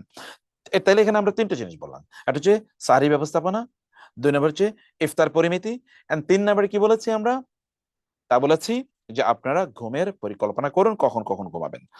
এরপরে পারিবারিক উৎপাদনশীলতা, মানে আমরা যদি ফ্যামিলি প্রোডাক্টিভিটির কথা বলি, ফ্যামিলি প্রোডাক্টিভিটিতে আপনাকে কিছু কালচার তৈরি করতে হবে। যেমন যৌথ তেলাওয়াত, যেমন আমি আমার বাসায় ফজরে সবাইকে নিয়ে কিন্তু আমরা তেলাওয়াত করি, এবং এখনো সবাই কিন্তু তেলাওয়াত করছে 3টা থেকে 4টা পর্যন্ত। এটা কিন্তু বাধ্যতামূলক, এভরিওয়ান তারা বসবে তেলাওয়াত করবেই, এটা মাস্ট। এই তেলাওয়াত করলে কি হয়? যদি আপনি চান যে আপনার পরিবারের সাথে আপনার সম্পর্কটা সুদৃঢ় হোক, যদি আপনি চান যে আপনার পরিবার আপনাকে ফিল করুক, অথবা যদি আপনি চান যে পরিবারের প্রত্যেকের মধ্যে বন্ডিংটা খুব ডেভেলপ করুক, তাহলে একটা রুমে বসে সবাই কোরআন তেলাওয়াত করবেন, এক রুমে বসে। এটাকে মানে কোনোভাবে কম্প্রোমাইজ করা যাবে না। প্রত্যেকে তার নিজের নিজের রুমে বসে করলে কোনোদিন তৈরি হবে না। এক জায়গায় বসবে, এক জায়গায় পড়বে, আওয়াজ করে পড়বে, মনে মনে না, আওয়াজ করে। একজনের তেলাওয়াত আরেকজনের কণ্ঠে, আরেকজনের কানে গিয়ে মানে খাক, আছড়ে পড়ুক, তাইলে বন্ডিং ডেভেলপ করবে। এটাই কোরআন তেলাওয়াতের শ্রেষ্ঠতম নিয়ম, এটাই উত্তম, এটাই পদ্ধতি, এটা এভাবেই করতে হয়। অতএব এটি করবেন। এবং তাহলে 1 নম্বর কি? যৌথভাবে কোরআন তেলাওয়াত। এটা 2টা টাইমিং এর কথা আমি বলেছি, একটা হচ্ছে ফজরের পর, আর একটা কখন? এই যে মানে আসরের আগে 3টা থেকে 4টা, এতটুকু পড়বেন। আচ্ছা, আরেকটা হলো, কারণ আসরের পর থেকে আপনাদের ইফতারি নিয়ে ইত্যাদি ব্যবস্থাপনা থাকে, আবার দোয়ার ব্যাপার থাকে, তখন কিন্তু দোয়া কবুল। তখন আমি কোরআন তেলাওয়াত কথা বলছি না, এটা তখন কোরআন তেলাওয়াত, তখন দোয়া করতে থাকুন, যত পরিমাণ দোয়া করবেন। আচ্ছা, 2 নম্বরে কি? তা হচ্ছে যে ইফতারের দস্তখানা। এবার ইফতার আপনারা একসাথে করবেন, এটাকে কম্প্রোমাইজ করবেন না। যতটুকু সম্ভব একসাথে ইফতার করুন, এটা আপনার ফ্যামিলি এর সাথে করুন, অথবা আপনার যদি প্রাতিষ্ঠানিক ফ্যামিলি থাকে কোন একটা ফ্যামিলির সাথে একসাথে করুন। একা একা হোটেলে গিয়ে খাওয়া, মানে এরকম সেরকম করা, রাস্তায় দৌড়ে খাওয়া না। আপনি পারিবারিক ভাবে করুন, একটা পরিবার তৈরি করুন। আপনার যদি পরিবার থাকে তাহলে ভালো, মাশাআল্লাহ, স্বামী স্ত্রী, বাবা মা, সন্তান সন্ততি তাদেরকে নিয়ে। আদারওয়াইজ আপনার নিজস্ব ব্যবস্থাপনায় সেখানে আপনি একটা পারিবারিক আবহ তৈরি করে সময় মিলে খান, তাহলে বন্ডিং ডেভেলপ করবে, তাহলে আপনি রোজার মজা পাবেন। একা খাওয়ার মধ্যে কোনোদিন মজা নেই। সাহাবায়ে কেরাম রাসূল সাল্লাল্লাহু আলাইহি ওয়াসাল্লামের কাছে এসে বলছেন না, আমরা খাই কিন্তু তৃপ্ত হই না। সাহাবায়ে কেরাম বললেন, রাসূল সাল্লাল্লাহু বললেন, তোমরা কি একা একা খাও? বলে, হ্যাঁ তাই তো, একাই তো খাই। রাসূল বললেন, না না, এটা হবে না, তোমরা একসাথে বসে খাও, তাহলে তোমরা তৃপ্তি পাবা। এরপরে সাহাবীরা এসে বলেছেন, ইয়া রাসূলুল্লাহ, কি যে তৃপ্তি লাগে এখন একসাথে ইফতার। আমার ছোটবেলা মনে আছে, যখন মানে একসাথে ইফতার খেতাম, ওই যে সর্বশেষ খাবারগুলো কেড়ে নেওয়ার জন্য আমাদের বোনদের, ভাই বোনদের, আমি যেহেতু একাই ভাই, বোনদের মধ্যে এরকম একটা প্রতিযোগিতার মতো লাগতো যে কে কোনটা শেষ করে মানে খাবো, মার কাছ থেকে অতটুকু নিয়ে খাওয়া। এটা অন্য ধরনের একটা feeling, still I remember it. এটা আপনি যদি কোনোদিন এই অনুভূতি তৈরি না হয়, তাহলে বুঝতে হবে যে লাইফ ইজ ড্যামেজড অলরেডি, তাই না? 3 নম্বরে যেটা বলছি তা হচ্ছে যে একসাথে তারাবি সালাত আদায় করা। আপনারা জামাতে গিয়ে না আদায় করেন কোনো সমস্যা নেই, তাহলে কিয়ামুল লাইলটা একসাথে করুন। অন্তত 4 রাকাত নামাজ, 2 রাকাত নামাজ একসাথে পড়ুন পরিবারের সবাই মিলে। এই 3টি ফ্যামিলি প্রোডাক্টিভিটি বাড়াবে, বন্ডিং বাড়াবে, নিজেদের মধ্যে ইন্টারন্যাশনাল রিলেশন বাড়বে, এবং এখানে পারিবারিক আধ্যাত্মিকতা তখন বাড়বে। আচ্ছা, তারপর হচ্ছে একটা সামাজিক উৎপাদনশীলতা, মানে যদি সোশ্যাল প্রোডাক্টিভিটি। আমরা তো কেবলমাত্র মানে এটা ঘর কোণে জাতি না, আমরা হচ্ছি কুনতুম খায়রা উম্মাতিন উখরিজাত লিন-নাস, মানব জাতির জন্য তোমাদেরকে আল্লাহ তাআলা তৈরি করেছেন বলে আল্লাহ তাআলা বলেছেন। ফলে সমাজের প্রতি আপনাদের দায় আছে, দায়িত্ব আছে। সমাজের প্রতি দায় এবং দায়িত্ব, এটাকে আপনাকে পালন করতে হবে কয়েকটা ভাবে। একদিন ভাই একটা কাজ করুন না, বোন একটা কাজ করুন না, তাহলে যে আপনার যারা ধরেন সিকিউরিটি লোক আছে আপনার বাসায়, বা দারোয়ানরা আছে, অথবা ধরুন আপনার কাজের লোকেরা আছে, খাদেমারা খুদ্দামরা আছে, অথবা ধরুন আপনার অন্যান্য যারা আছে, এদেরকে আপনি ডাকুন, এদেরকে নিয়ে একসাথে খেতে বসুন। অথবা আপনি খাবারটা নিয়ে যান না, একটু বাইরে যান, গিয়ে দেখেন ওইখানে কোনো গরিব অসহায় আছে, তাদেরকে একটু বিলিয়ে দেন। একটু কম খেলেন, রান্না করেছেন বেশি, অথবা ধরেন ইফতার তৈরি করেছেন বেশি, অর্ধেক রাখুন, বাকি অর্ধেকটা নিয়ে একটু বাইরে যান, গিয়ে দেখেন ইউ উইল ফিল ইট। আপনার নিজের আত্মাটাকে কিছু শান্তি দেন না প্লিজ। খাইলে মানুষ শান্তি পায় না, দিলে মানুষ শান্তি পায়, কারণ আত্মাটাকে আল্লাহ তৈরি করেছেন ওই এলিমেন্ট দিয়ে। এটা খাইলে কোনোদিনই শান্ত হয় না, এটা দিলে শান্ত হয়, প্রশান্তি। তখন আপনি দেখবেন দেওয়ার পরে দেখবেন কি অন্যরকম লাগে। আমি এরকম ব্যক্তিগতভাবে অনেক ভাই দেখেছি, এবং আমাকে অনেকে এরকম কথা বলেছে। আমাকে একবার এক এক এক মানে ঘনিষ্ঠ বড় ভাই বলেছেন যে ওনার কাছে কয়টা টাকা ছিল, উনি ওই একজন ভিক্ষুককে দেখে ওই ইউনিভার্সিটিতে উনি টাকাটা দিয়ে এসেছেন, এরপরে পুরো রাস্তাটা উনি হেঁটে এসেছেন। উনি বলেন এখনো আমার ওই কথা মনে পড়লে আমার মনটা ভালো হয়ে যায়। অথবা 4-5 কিলোমিটার হেঁটেছেন, মানে রিক্সা অথবা বাসে তিনি টাকা না দিয়ে ওইটা ওইখানে দিয়ে এসেছেন, একজন গরিবের দিয়ে এসেছেন, এটা তিনি এখনো ফিল করছেন। এরকম কিছু ফিলিং আপনার নিজকে দেয়া, এটা আপনার নিজের অধিকার। নিজেকে অধিকার থেকে, এই সুখ থেকে বঞ্চিত করবেন না। ফলে মানুষকে দেন। ভোগের মধ্যেই আনন্দ নাই, ত্যাগের মধ্যে আনন্দ বেশি, এটা বাঙালিরা বলে কিন্তু প্র্যাকটিস করে না। এটা আপনাদেরকে করতে হবে। প্রতিবেশীর খোঁজ নেয়া, পাশের ফ্ল্যাটে কারা আছে, পাশের বাড়িতে কারা আছে, তাদেরকে একটু দেন না, একটু আদান প্রদান করুন। প্রতিবেশীকে যদি আপনি না চেনেন, তাহলে এর চেয়ে বড় ব্যর্থতা আর কি হতে পারে। তাদেরকে, তাদের খোঁজ খবর নিন, এবং ফাইনালি জাকাত ও সাদাকা এখন থেকে ক্যালকুলেশন করা শুরু করে দেন, কত আছে, অর্থাৎ মানুষকে দেয়া শুরু করে দেন। আবারও বলছি, এগুলো সব কিন্তু সোশ্যাল প্রোডাক্টিভিটি। আপনি সমাজে, আপনাকে সমাজে কেউ চেনে না, এটা একটা জীবন হলো বলেন। আপনি যে এলাকায় থাকেন কেউ আপনাকে চেনে না, এটা একটা মানুষ হইলো। এটা এই জাতীয় মানুষ যদি পৃথিবীতে কোটি কোটি থাকে, তাতে কি আসে যায়? অথচ আমরা গ্রামে দেখেছি 3-4 গ্রাম পরেও কে কোথায় বসবাস করে সবাই সবাইকে চিনত। সেই সময় যে বন্ডিং ছিল, এখন কে তুমি, কে তোমাকে চিনি না তো। এটা তো পশু পাখির জীবন, এটা মানুষের জীবন না। অতএব এই প্রোডাক্টিভিটি আমাদেরকে অবশ্যই বাড়াতে হবে। আমরা তাইলে এখানে আপনাদেরকে এই প্রোডাক্টিভিটি বাড়ানোর জন্য আপনাদেরকে কয়েকটা বিষয় বলতে চাই। তাহলে যে প্রয়োজনে আপনার রামাদান প্ল্যানার ব্যবহার করুন, আছে সেখানে প্ল্যানার গুলো এখন অ্যাভেলেবল ইউটিউব, মানে ইন্টারনেটে। আপনি দেখবেন সার্চ দিলে কিন্তু এরকম পিডিএফ প্রচুর পরিমাণ ফাইল পাওয়া যায়, এটা আপনারা ব্যবহার করতে পারেন। প্রতিদিনের তেলাওয়াতের অগ্রগতি গেলে ট্র্যাক করুন যে আপনি কতটুকু প্রতিদিন তেলাওয়াত করছেন। এখন প্রচুর পরিমাণ অ্যাপস পাওয়া যায়, যেমন আমি ব্যক্তিগতভাবে ব্যবহার করি আমার মোবাইলে খাতনা খাতনা নামক একটা অ্যাপস আছে। সেখানে আমি, ও আমাকে বলে যে তোমার আজকে এতটুকু তেলাওয়াত করার কথা ছিল, কারণ আমি মাসের শুরুতে টার্গেট নিয়ে আমি এবার এই মাসে কতটা খতম করব, বা কতদিন এই খতমটা করব, তো আমাকে রিমাইন্ডার দেয়। এবং তখন আমি নিজেই দেখি যে আমি তো অনেক পিছিয়ে আছি, অথবা আমি যথাযথভাবে আছি বা এগিয়ে আছি। এবং 3 নম্বর হচ্ছে যে পরিবারের প্রত্যেকের সাথে আলাদা টার্গেট নির্ধারণ করুন, তাদের নিয়ে বসুন যে তুমি এই রমাদানে কতটুকু কি করতে চাও বলো। দিনই রিলিজিয়াস যেটা আমরা বলছি যে রমাদানকে প্রোডাক্টিভ করার জন্য তোমার প্ল্যান কি। বাচ্চাদের কাছ থেকে প্ল্যান গুলো নেন, তাহলে ওদের ব্রেন ফাংশন করবে, আদারওয়াইজ ব্রেন অবশ হয়ে যাচ্ছে। এই যে সোশ্যাল মিডিয়ার অ্যাডিকশন, এটাও তো এক ধরনের আফিম। এই অ্যাডিকশন কিন্তু এই সামাজিক যোগাযোগ মাধ্যম, এগুলো ওদের ব্রেনটাকে অবশ করে দিচ্ছে। আপনি যদি, আপনার সন্তান যদি কোনো দিনই কাজ করে social media, that is welcome, কিন্তু এটা করছেন, ও করছে কি এখানে? আর আপনি বাবা মা হয়ে তা দেখছেন না? আপনি এই বাবা মা হওয়া আর গরু ছাগলের বাবা মা হওয়া এর মধ্যে পার্থক্য কি? কোনো পার্থক্য নেই। কারণ ওগুলো ওদের সন্তানকে জন্ম দেওয়ার পরে কোনো খোঁজ খবর নেয় না, আমরাও খোঁজ খবর নিচ্ছি না জন্ম দেওয়ার পর। তা তো হতে পারে না। এবং টাইম ব্লক করে রাখুন, এটা খুবই গুরুত্বপূর্ণ। এই টাইমটা ব্লক, যেমন পার্সোনালি আমার কথা আমি বলি, ফজরের পর এটা ব্লক টাইম, এটা কোরআন তেলাওয়াতের টাইম, অতএব অন্য কোনো কিছু চলবে না, সোজা কথা। টাইম ব্লক করতে হবে, টাইম ব্লক করতে হবে। গাড়িতে উঠে আমি, মানে ওইখানে ইন্টারনেট চেক করব, ফেসবুকে কে কি করছে, এটাকে আমি নিষিদ্ধ করে দেই, অর্থাৎ টাইম ব্লক। প্রয়োজন তখন ইন্টারনেট চলবে না। হ্যাঁ, দুইটা জরুরি কথা আমি বলি, আদারওয়াইজ কোরআন তেলাওয়াত চলবে বা বই পড়া চলবে, নাহলে আমি পড়বো কখন?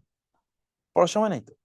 আপনাকে টাইম ব্লক করতে হবে, যে এটা ব্লক টাইম, এটা অন্য কোনো কাজ চলবে না। ক্যালেন্ডারে কিন্তু এরকম ব্লক করা যায়, ওইটা আপনারা করে ফেলবেন। এবং তারপর হচ্ছে ফজর থেকে সূর্যোদয় পর্যন্ত, এটা সবচেয়ে মূল্যবান টাইম, অথচ এটা আমরা ঘুমিয়ে কাটায় দিচ্ছি। খুবই দুর্ভাগা জাতি। এই পৃথিবীর কোনো মানুষই সফল হতে পারবে না যদি সে ফজরের পরে ঘুমায়, পৃথিবীর কোনো মানুষ না। আখেরাতের কথা তো বহুত পর, আখেরাতে যেতে হলে ফজরের পরে ঘুমানো যাবে না। আখেরাতে সফল হতে হলে, দুনিয়াতে সফল হতে হলে ফজরের পরে ঘুমানো যাবে না। টাকা পয়সা ইনকাম করতে হলে ফজরের পরে ঘুমানো যাবে না। তাহলে আপনি করবেন কি? দুনিয়াও নাই, খাসিরাত দুনিয়া ওয়ালা আখেরা, যালিকা হুয়াল খুসরানুল মুবিন। একদল লোকের দুনিয়াও গেছে, আখেরাতও গেছে। এদের চেয়ে ভয়াবহ ক্ষতিগ্রস্ত আর কে আছে বলেন? এটা তো গরু ছাগলের জীবনের মতো, ওর দুনিয়াও নাই, আখেরাতও নেই। এটা করতে পারেন না আপনারা। তাইলে আমরা যেটা বলছি যে এখানে আপনাদেরকে মাথায় রাখতে হবে একটা লাইলাতুল কদর কিন্তু আছে, অতএব লাইলাতুল কদরকে খুবই অ্যাক্টিভলি খোঁজা এটা আপনাদের দায়, এটা আপনাদের দায়িত্ব। লাইলাতুল কদর যেন কোনোভাবে মিস না হয়ে যায়। আমরা তো এতক্ষণ প্রোডাক্টিভ রমাদান নিয়ে আমরা আলোচনা করলাম, অনেক লম্বা আলোচনা করেছি। এবার আমরা সংক্ষেপে বাকি কয়েকটা জিনিস একটু বলি। যেমন আমাদের আরেকটা কোর্স আছে ফ্যামিলি ম্যানেজমেন্ট। ফ্যামিলি ম্যানেজমেন্টে আপনি যারা ভর্তি হয়েছেন বা কোর্সে যারা ইনক্লুড হয়েছেন, আপনাদের প্রত্যেককে স্বাগত জানাই। আমরা এই জায়গায় কয়েকটা জিনিস একটু আপনাকে বলতে চাই। তাহলে আপনাদেরকে মাথায় রাখতে হবে একটা সুষ্ঠু পরিবার মানে কিন্তু একটা সুষ্ঠু সমাজ। আপনি যখন একটা সুষ্ঠু পরিবার তৈরি করেন তখন আপনি মনে করেন যে আপনি নিজের জন্য কাজ করছেন, আপনি সমাজের জন্য কাজ করছেন। আচ্ছা, আপনি একবার চিন্তা করে দেখেন তো, একজন মোহাম্মদুর রাসূলুল্লাহ সাল্লাল্লাহু আলাইহি ওয়াসাল্লাম গোটা পৃথিবীর মানুষের জন্য কি পরিমাণ দরকার। এই সূর্য যদি নাও থাকে, একজন মোহাম্মদ থাকলে আমাদের কিছু লাগবে না সাল্লাল্লাহু আলাইহি ওয়াসাল্লাম। কারণ সূর্যের চেয়ে তার প্রয়োজন এই পৃথিবীর মানুষের জন্য কোটি কোটি না, billion billion trillion trillion time বেশি। যে দেশে রাসূল ইসলাম নাই, ওই দেশের মানুষগুলোর অবস্থা দেখেন, গরু, ছাগল, কুকুর, শূকর, বিড়াল ইত্যাদির মতো তাদের জীবনযাপন। ওই রাস্তায় মদ খেয়ে পড়ে আছে, কেউ খবর নেন। অথচ যেখানে রাসূল আছেন সাল্লাল্লাহু আলাইহি ওয়াসাল্লাম আছেন, ওইখানে দেখেন মানুষের দীপ্তি, দেখেন ওইখানে কোনো অন্যায় নাই। আর অন্যত্র অন্যায় ছাড়া চলাও যায় না। রাতের বেলা না, দিনের বেলায় মেয়েরা নামতে পারে না, তারা টিজের শিকার হয়। আর যেখানে মোহাম্মদ সাল্লামের তার সূর্যের আলো আছে, সেখানে দিন আর রাতের মধ্যে কোনো পার্থক্য নাই, একাকার। রাতেও কোনো নারী গেলে কেউ তার দিকে তাকায় না, দিনেও কেউ গেলে কেউ তার দিকে তাকায় না, কারণ ওই সূর্য অনেক অনেক বেশি প্রয়োজন। অতএব আমরা আমাদের পরিবারকে যখন তৈরি করি তখন আমরা একজন মোহাম্মদ সাল্লাল্লাহু আলাইহি ওয়াসাল্লামের অনুসারী বানাতে চাই, এটা আপনার মাথায় রাখা দরকার। আপনি তো একজন ইমাম আবু হানিফার কথা বলেন, একজন ইমাম বুখারীর কথা বলেন তো, এই গোটা পৃথিবীর সকল মানুষের চেয়ে একজন বুখারীর মূল্য বেশি না? আপনি যখন পরিবার আমরা করি তখন আমরা ইমাম বুখারীদেরকে তৈরি করতে চাই, এটা যদি আমাদের মাথায় থাকে তাহলে আর কি লাগে? তখন আপনার পরিবার তো আপনার জন্য জান্নাত। আপনার পরিবার তো আপনার সবচেয়ে বড় ইন্ডাস্ট্রি, আপনার সবচেয়ে বড় ফ্যাক্টরি এবং আপনার সবচেয়ে বড় প্রতিষ্ঠান, এর চেয়ে বড় কোনো প্রতিষ্ঠান নেই। অতএব আমাদের পরিবারগুলোকে যখন আমরা তৈরি করি, পরিবারে যখন আমরা এটাকে যখন ম্যানেজ করি শরিয়া পার্সপেক্টিভ থেকে, তখন আমরা মূলত উম্মার জন্য কাজ করছি, মানবতার জন্য কাজ করছি। আমরা এরকম কিছু ভালো মানুষ আমাদের তৈরি করা দরকার। আমরা অনেকে বিবাহ করি। আচ্ছা, ধরেন বিবাহ করার উদ্দেশ্য কি, কেন উদ্দেশ্য করছি? ব্যক্তিগতভাবে যেমন আমার বিবাহ করার অন্যতম প্রধান একটা উদ্দেশ্য হলো যে একটা প্রশান্তি, এবং 2 নম্বর হচ্ছে ভালো সন্তান জন্ম দেয়, যে সন্তান ভালো মানুষ তৈরি করে, যারা আল্লাহর দ্বীনের জন্য কাজ করবে, মানুষের জন্য কাজ করবে, ভালো মানুষ হবে। ব্যক্তিগতভাবে কতটুকু করবো না করবে, দ্যাট ইজ আল্লাহ সুবহানাহু ওয়া তাআলার ডিসিশন, তিনি করবেন। কিন্তু আমি ব্যক্তিগতভাবে এটা নিয়ত করি, এবং আপনাদেরকেও আমাদের অনেক আলোচনায় বলেছি যে আপনারা এটা সিদ্ধান্ত নেন যে আমি বিয়ে করেছি, আমি কিছু ভালো মানুষ তৈরি করতে চাই। এটা যদি সিদ্ধান্ত না নেন তাহলে ভালো মানুষ হবে কোথায়? হ্যাঁ, আপনার নিজকে আপনি বাঁচাবেন, কারণ আল্লাহ সুবহানাহু ওয়া তাআলা বলেছেন ওয়ামিন আয়াতিহি আন খালাকালাকুম মিন আনফুসিকুম আজওয়াজান লিতাসকুনু ইলাইহা ওয়া জাআলা বাইনাকুম মাওয়াদ্দাতান ওয়া রাহমা। পারিবারিক জীবনে 3টি উদ্দেশ্য আল্লাহ তাআলা বলেছেন। একটা হলো সাকিনা, প্রশান্তি। আপনার পরিবারে যদি প্রশান্তি না থাকে তাহলে আপনার এই বিয়ের জীবনই তো একটা জাহান্নামী জীবন। এবং মাওয়াদ্দা, পরস্পর পরস্পরকে প্রচন্ড ভালোবাসে পরিবারের সদস্যরা, স্বামী, স্ত্রী, বাবা মা এবং সন্তান সন্ততি। যদি এটা না থাকে তাহলে বুঝবেন এটা জাহান্নাম। এবং 3 নম্বর হচ্ছে কি ওয়া রাহমা, পরস্পর পরস্পরের প্রতি অনুগ্রহ করে। এটা তো একটা পারিবারিক জীবনের মূল বিল্ডিং ব্লক। আর যেটাকে আমরা বলি ইট, ইট বলছি, ইট। তো ইট যদি না থাকে তাহলে এই বিল্ডিং কেমনে থাকে? পরিবারটা একটা বিল্ডিং। আমরা প্রোডাক্টিভ রমাদানে, সরি, আমরা ফ্যামিলি ম্যানেজমেন্টে এই জায়গাগুলো আপনাদেরকে হয়তো অ্যাড্রেস করবো যে এখানে আমাদের করণীয় কি, এই জায়গাগুলোতে আমরা কি কি করব। রাসূলুল্লাহ সাল্লাল্লাহু আলাইহি ওয়াসাল্লাম আমাদেরকে বলেছেন খায়রুকুম খায়রুকুম লি আহলি ওয়া আনা খায়রুকুম লি আহলি। পরিবারের কাছে আপনি সবচেয়ে ভালো মানুষ কিনা? আপনি আপনার আত্মীয়-স্বজনের কাছে অনেক ভালো মানুষ। আপনি আপনার ফ্রেন্ড সার্কেল, আপনার কলিগস, এরা সবাই আপনাকে প্রচন্ড ধুমায় আপনাকে প্রশংসা করে, কিন্তু আপনার পরিবারের কাছে আপনি খুবই খারাপ মানুষ। এই জীবন দিয়ে হবে কি? প্রত্যেকের জন্য বলছি, কেবল পুরুষদের জন্য বলছি না, বোন নারীদের জন্য বলছি। আপনার বান্ধবীদের কাছে আপনি খুবই, আপনার বোনদের কাছে, আপনার ভাইদের কাছে, আপনার মামাদের কাছে, আপনার খালাদের কাছে, আপনার চাচাদের কাছে আপনি একেবারে অ্যাঞ্জেল, ফেরেশতা, কিন্তু আপনার স্বামীর কাছে আপনি ভয়াবহ একজন, মানে কি বলে এটাকে, আবু লাহাবের স্ত্রীর মতো বা উম্মে জামিলের মতো। তাহলে হইল কি?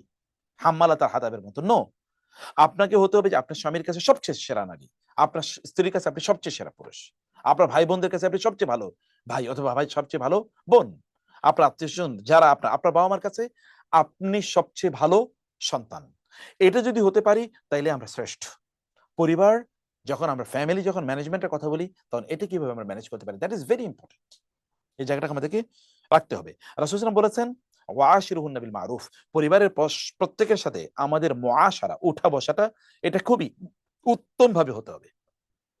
আল্লাহ দেয়া ন্যায় নীতি অনুসারে হতে হবে। আচ্ছা, আপনারা যারা সন্তানরা যারা আছেন, বলুন তো বাবা মার সাথে কি আচরণ করতে হবে? আল্লাহ তাআলা কি বলেছেন, আপনারা কি করেন? কেবল তো শুনলাম কেবল বাবা মা কি করবে সেটা, কিন্তু আপনাদের সন্তানদের কি করণীয় এটা শোনা লাগবে না? আচ্ছা, কেবল শুনছি সন্তানরা কি করবে, বাবা মা কি করতে হবে তা শুনতে হবে না? আচ্ছা, কেবল শুনি স্বামীরা কি করবে, স্ত্রীরা কি করবে তা শুনতে হবে না? ফ্যামিলি কি কেবলমাত্র একজন দুজনের উপর নির্ভরশীল? নো।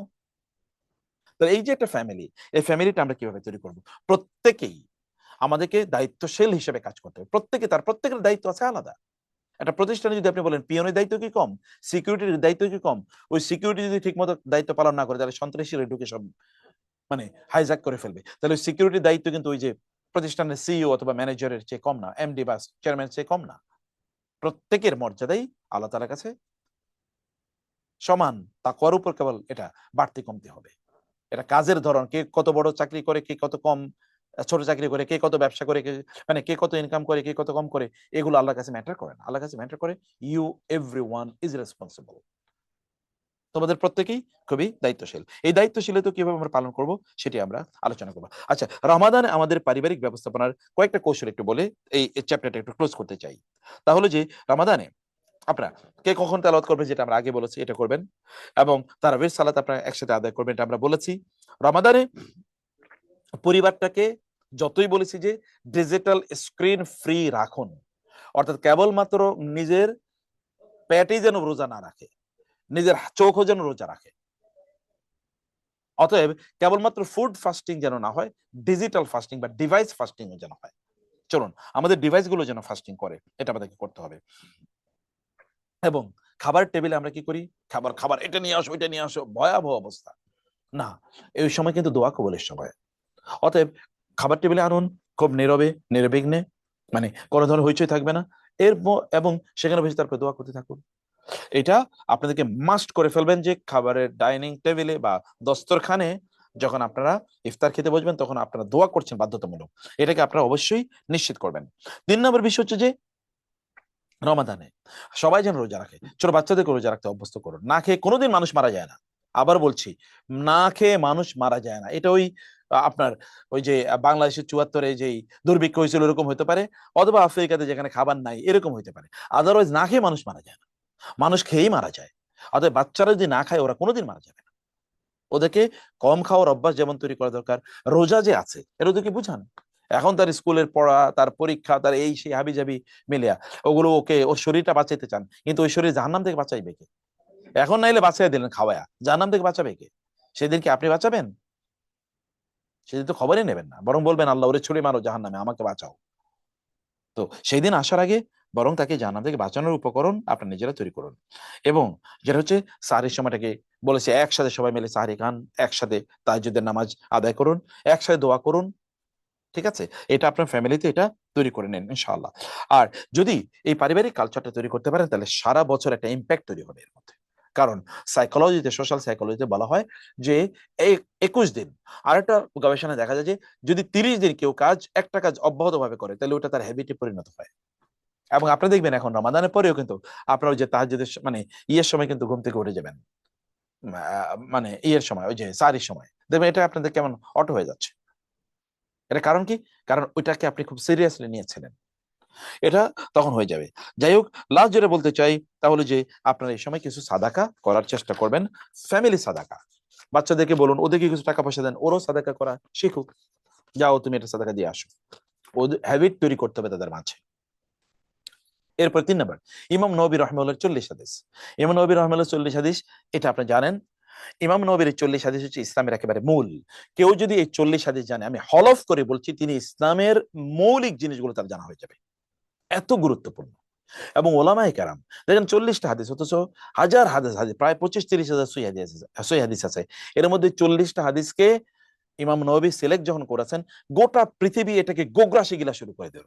মানে হট কেক যেটাকে বাংলায় বলা হয়, মানে ইংরেজিতে বলা হয়, মানে গোটা পৃথিবী মনে হচ্ছে যেন কি একটা পাইছে, সবাই ধুমিয়া এটাকে নেওয়া শুরু করলো। এমন কোন ঘর ছিল না মুসলমানদের যে ঘরে ইমাম নবীর মানে 40 হাদিস ছিল না। এখন তো আমাদের ঘরে চলে আসবে কোথেকে? আমাদের ঘরে এখন সিনেমা থাইকাই কুলায় না, প্রত্যেকের ঘরে একটা টেলিভিশন থাকতে হবে মাস্ট। আর এখন তো প্রত্যেকের ঘরে একটা ইউটিউবের মানে সিনেমা থাকতে হবে, এগুলো মাস্ট। অথচ তখনকার মুসলিমদের সময় সোনালী যুগে কারো ঘরে ইমাম নবীর 40 হাদিসের বই থাকবে না, এটা কেউ চিন্তাও করতে পারে না। এ আবার মুসলমান হয় কেমনে, এটা তার ঘরে এই বই না, সে আবার ভালো মুসলমান হলো কিভাবে? অতএব আপনাদেরকে এটা জানতে হবে। এটার উপর 40 হাদিস, কেবল হাদিস পড়লে যে আপনি বুঝবেন তা কিন্তু না, কারণ এর মধ্যে ডেপথ আছে। রাসূল সাল্লাল্লাহু আলাইহি ওয়াসাল্লাম বলেছেন, ওয়ারুব্বা হামিলু ফিকহিন ইলা মান হুয়া আফকাহু মিনহু। কখনো কখনো এমন হতে পারে যে কেউ আমার একটা হাদিস সে বর্ণনা করছে, সে অথবা লিখছে হাদিসটি, অথবা আর অন্য কারো কাছে বলছে, যার কাছে বলছে সে, যিনি বলছেন তার চেয়ে অনেক বেশি বুঝে। এবং তাই হয়েছে, দেখেন যারা হাদিস সংকলন করেছেন তারা কিন্তু অনেক বেশি এক্সপার্ট যারা হাদিস বর্ণনা করেছেন তাদের চেয়ে।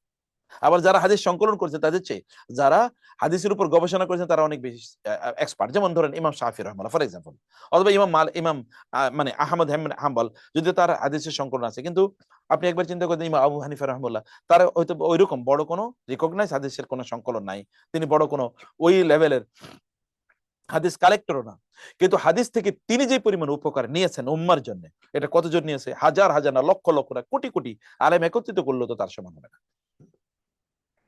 ফলে ইমাম নবী রহমাল্লাহ এর হাদিসগুলো এতটা গুরুত্বপূর্ণ। আপনি যদি পড়েন, একজন মানে ভালো, যিনি এই হাদিসগুলো সম্পর্কে ভালো জ্ঞান আছে, তাহলে আপনি তখন আপনার জগৎ এর জ্ঞান খুলে যাবে, মানে জগতের যেই মানে দুনিয়ার যে জ্ঞান, এটা আপনার জগৎ জোড়া দৃষ্টিভঙ্গি আপনার তখন তৈরি হয়ে যাবে। এ কারণে একটা সিস্টেম্যাটিক্যালি একাডেমিক্যালি এই কোর্সটা আপনাদের পড়া দরকার। যেমন ধরুন ইমাম নবী রহমাল্লাহ শুরু করেছেন ইন্নামাল আমালু বিন্নিয়াত, নিয়ত ছাড়া আমল করে লাভ নাই। এই যে আমি আপনাদেরকে শুরুতে বলছি, রোজা রাখতেছেন, কোনো নিয়ত নাই, আল্লাহ তোমার সন্তুষ্টির জন্য রোজা রাখছি, এটা যদি মনে না করেন, তাহলে এটা হিন্দুদের ফাস্টিং আর আপনার রোজার মধ্যে পার্থক্য কি? Is there any difference? আপনি যখন ইফতারি খেতে বসছেন, তখন আপনি ইফতারি খাচ্ছেন আর অন্যান্যরা কি ওই যে মানে হোটেলে বসে অন্যান্য নাস্তা করতে, তাহলে what is the difference between this two? আচ্ছা, মুসলমানদের জবাই আর অন্যরা ওরা মানে ধরেন হত্যা করে খাচ্ছে, দুইটার মধ্যে পার্থক্য কি? আচ্ছা, মুসলমানদের জবাই করছে, ওরা মানে দেবতার উদ্দেশ্যে বলি দিচ্ছে, পার্থক্যটা কি? পার্থক্য হচ্ছে আপনি আল্লাহর জন্য করছেন, আল্লাহ সুবহানাহু ওয়া তাআলার জন্য কাজটি করা। এটি এটা এই হাদিস দিয়ে তিনি শুরু করেছেন, এবং এর মধ্যে ধরেন 1 ঘন্টার একটা আলোচনা আছে, এটা আপনাকে বুঝতে হবে, বিভিন্ন ডাইমেনশন আপনাকে বুঝতে হবে। তারপরে যেমন তিনি বলেছেন ইন্নাল হালালা বায়্যিনুন ওয়াল হারামা বায়্যিনুন, এই হাদিসটি তিনি এনেছেন। এটা ধরেন ষষ্ঠ হাদিস, আমি 1 নম্বর হাদিস বললাম, ষষ্ঠ হাদিস যেমন আল হালালু বায়্যিনুন ওয়াল হারামু বায়্যিনুন, হালাল একেবারে স্পষ্ট, হারাম একেবারে স্পষ্ট, ওয়া বাইনাহুমা উমুরুন মুস্তাবিহাত, আর মাঝের জিনিসগুলো যেগুলো স্পষ্ট না, এগুলো হলো সন্দেহ মুক্ত জিনিস, সন্দেহপূর্ণ জিনিস। অতএব সন্দেহপূর্ণ জিনিস ধরাই যাবে না। আর আমাদের তো ইন্টারেস্টই হলো সন্দেহপূর্ণ জিনিসে, যেখানে সন্দেহ বেশি ওইখানে আমাদের ভালো লাগে বেশি, ওখানে আর খোঁচাই বেশি, তাই না? অমকের বিরুদ্ধে কেন এটা আছে, সন্দেহ লাগতে চাচ্ছে, দেখি একটু খোঁচাইতে থাকি। অথচ আল্লাহ রাসূল বলেছেন দিন বাঁচাতে হলেও সন্দেহপূর্ণ জিনিস পরিত্যাগ করো, কারণ সন্দেহ আসে শয়তানের পক্ষ থেকে। আল্লাহ সন্দেহ রাখেন না, আল্লাহ রাসূল রাখেন নাই। রাসূলের জন্য সন্দেহ রাখা হারাম, আল্লাহর জন্য সন্দেহ রাখা এটা কি? আল্লাহ সুবহানাহু জন্য এটা এটা এটা তার শানের সাথে যায় না। তাইলে দিন তো একেবারে স্পষ্ট, এই স্পষ্ট দিনের উপরে তিনি মানে বলে গেছেন। তাহলে হাদিসটা কত ডেপথ আছে আপনি চিন্তা করে দেখেন। তারপরে আমরা ধরুন যদি 12তম হাদিসটার কথা বলি, মিন হুসনি ইসলামিল মারই তারকুহু মা লা ইয়ানি, একজন মুমিন, একজন মুসলিমের, একজন মানুষের ইসলামের সৌন্দর্য হলো, মানে তিনি যে ভালো মুসলমান, এটা প্রমাণ হলো তিনি যেটা অপ্রয়োজনীয় এই কাজগুলো তিনি করেন না, যে কাজটি যে কথাটি অপ্রয়োজনীয় তা তিনি করেন না, যেটা অপ্রয়োজনীয় পড়া তা তিনি পড়েন না। ভালো করে বুঝছেন কথা? দেখেন কত ডাইমেনশন। তার মানে আপনি ভালো মুসলমান হইতে হলে ফেসবুকে অপ্রয়োজনীয় পোস্ট আপনি পড়বেন না।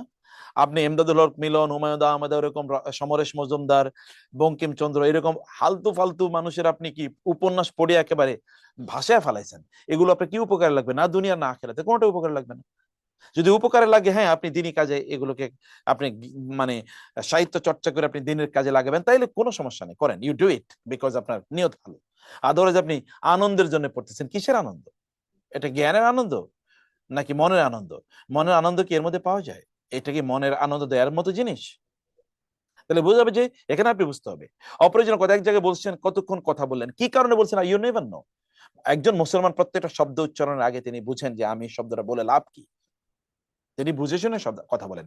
এটা হচ্ছে ইমানের সৌন্দর্য, এটা আপনাকে বুঝতে হবে। এরকম হাদিস যেমন ধরেন দা আমা ইউরিবিক ইলা মারিয়ুক, এই মাত্র যেটা বললাম, যেটা সন্দেহপূর্ণ এটাকে আপনাকে ছেড়ে দিতে হবে। ইমাম নবী রহমাতুল্লাহ তিনি হাদিসটি এনেছেন যে যার মধ্যে সন্দেহ তা তোমাকে প্রত্যাখ্যান করতে হবে। সন্দেহপূর্ণ জিনিস ইসলামের অংশই না, ফেলে দিতে হবে, আপনাকে সার্টেন নিশ্চিত জায়গায় আসতে হবে, নিশ্চিত হওয়া পর্যন্ত আপনাকে মানে ইয়ে করতে হবে, কাজ করতে হবে। এন্ড ফাইনালি যেটা আমরা বলছিলাম যে এখানে আমরা ইমাম রবি রহমুল্লাহ এর 40টি হাদিসের পর এবং সর্বশেষ যেটা আমরা করছি তাহলে যে আপনারা মানে জুজ আম্মা যেটা আমরা আপনাদেরকে হেল্প করাচ্ছি, আপনারা জানেন যে জুজ আম্মা এটা কতটা গুরুত্বপূর্ণ। জুজ আম্মা এটা কোরআনের সবচেয়ে গুরুত্বপূর্ণ জায়গা, সবচেয়ে গুরুত্বপূর্ণ জায়গা। কারণ এখানে কি আছে? এখানে শুধুমাত্র আকিদা ইত্যাদি না, এখানে তাওহীদ আছে, এখানে আছে কিয়ামত, এখানে আছে আখিরাত, এখানে আছে জান্নাত, এখানে আছে জাহান্নামের বিবরণ। কোরআনের 30তম পারার এই ছোট সূরাগুলো মূলত আমাদের নৈতিকতা তৈরি করে, মূলত আমাদের আখিরাত কেন্দ্রিক বিশ্বাসকে তৈরি করে, মূলত ভালো মুসলমান বানায়। আপনি জানেন যে মদিনায়, আপনি জানেন মদিনায় কিন্তু মুনাফিক ছিল, কিন্তু মক্কায় কি একজন মুনাফিক ছিল? না, অসম্ভব। মুনাফিক হয়ে করতে গিয়ে মাইর খেয়ে তো, ইসলাম প্র্যাকটিস করতে গিয়ে মাইর খেয়ে তো ঠিক নাই, দেশ ত্যাগ করতে হচ্ছে, তাদেরকে হত্যা করা হচ্ছে ইসলাম প্র্যাকটিস করার কারণে। তারা ওইখানে আবার করবে কি তৈরি, কিন্তু মদিনায় গিয়ে দেখেন আপনার ওইখানে কিছু পরিমাণ মুনাফিক তৈরি হয়ে গেছে। অতএব আমরা, কারণ ওইখানে আহকাম বিধি বিধানের আলোচনা এসছে বেশি, কিন্তু এখানে আকীদা, ঈমান, আখলাক ইত্যাদির কথা এসছে বেশি। এই সূরাগুলো আপনাদের ভালো করে জানা দরকার, মুখস্থ করা দরকার। আচ্ছা, আপনি নামাজে তৃপ্তি পেতে পেতে হলে আপনি কেবল আলাম তারা দিয়ে নামাজ পড়বেন, কেবল কুল হুয়াল্লাহ, ইন্না আতাইনা দিয়ে নামাজ পড়বেন, এরপর আপনি মনে করবেন যে আপনি নামাজের মজা পাবেন?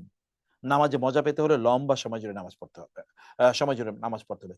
নামাজে মজা পেতে হলে লম্বা তেলাওয়াত করতে হবে। আর লম্বা তেলাওয়াত করতে কি করবেন? আপনি তো সূরাই জানেন না। আচ্ছা, জান্নাতে আপনাকে উঠতে দেওয়া হবে, আপনাকে বলা হবে যে তুমি জান্নাতে উপরে উঠতে থাকো এবং কোরআন তেলাওয়াত করতে থাকো। যেখানে তোমার কোরআন তেলাওয়াত শেষ, সেখানে তুমি জান্নাতে তোমার মানে উঠা শেষ। আপনি কোরআনের সূরাই পারেন 2টা, তাহলে জান্নাতে কোথায় থাকবেন? আপনি কোথায় থাকবেন? জান্নাত সব উত্তম, কিন্তু লেয়ার আছে তো, লেভেল আছে তো। আপনি যদি সর্বোত্তম জান্নাতে যেতে চান, তাহলে আপনাকে অবশ্যই অবশ্যই আপনাকে আহ কোরআন হিফজ করতে হবে। চলুন না আমরা সবচেয়ে ছোট সূরাগুলো দিই, এগুলো ছোট ছোট আয়াত এবং সবচেয়ে বেশি আয়াত কোরআনের এখানে আছে। আবার এগুলো খুবই ছান্দিক, ছন্দময়, আপনি চাইলেই মুখস্থ করতে পারবেন, চাইলেই মুখস্থ করতে পারবেন। ব্রেনটা ভোতা বানায় ফেলাইছি আমরা না শিখে শিখে। ব্রেনটাকে অ্যাক্টিভ করুন, তাহলে দেখবেন আপনি ইনশাআল্লাহ দ্রুতই হিফজ করতে পারবেন ইনশাআল্লাহ। তাহলে আমরা 4টা কোর্সের কথা বলছি ইনশাআল্লাহ।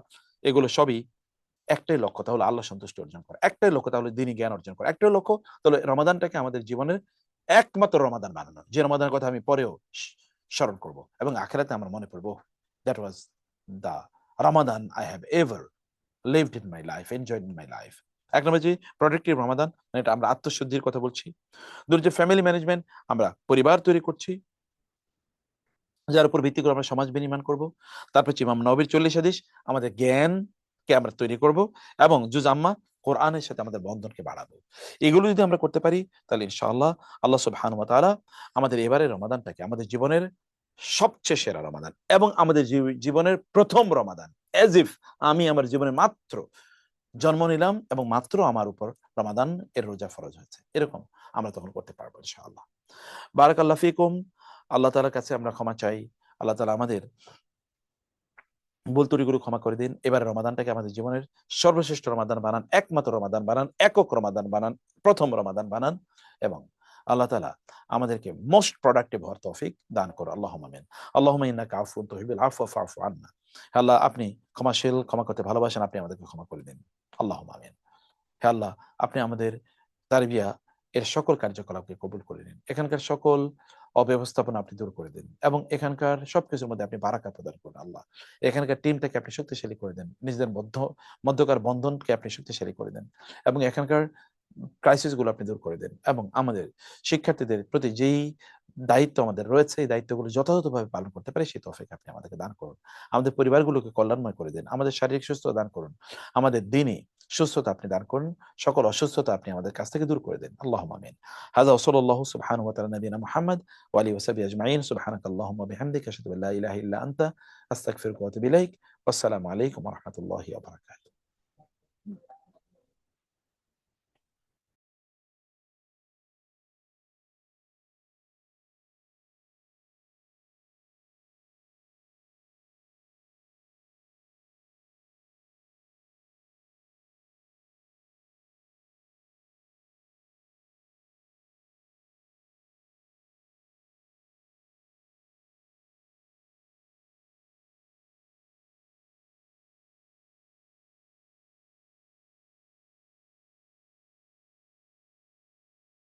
কোনো প্রশ্ন আছে কিনা বলুন তো। আসসালামু আলাইকুম রহমতুল্লাহ।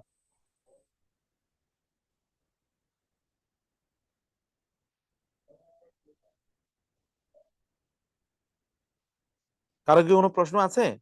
ঠিক আছে। আসসালামু আলাইকুম। আসসালামু আলাইকুম স্যার।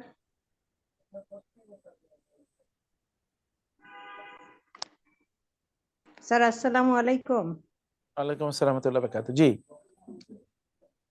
স্যার এই যে প্রোডাক্টিভ রমজান, যেটা আমরা তো 40 হাদিস এই ক্লাসগুলো তো আমরা মানে ওখানে তো আছি, তো এই ক্লাসটার জন্য ভর্তি হতে হবে?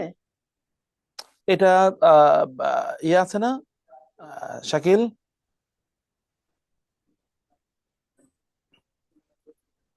একটু আমাকে শাকিলকে একটু জয়েন করতে বলেন তো, কি করতে হবে একটু বলুক উনি ইনশাআল্লাহ।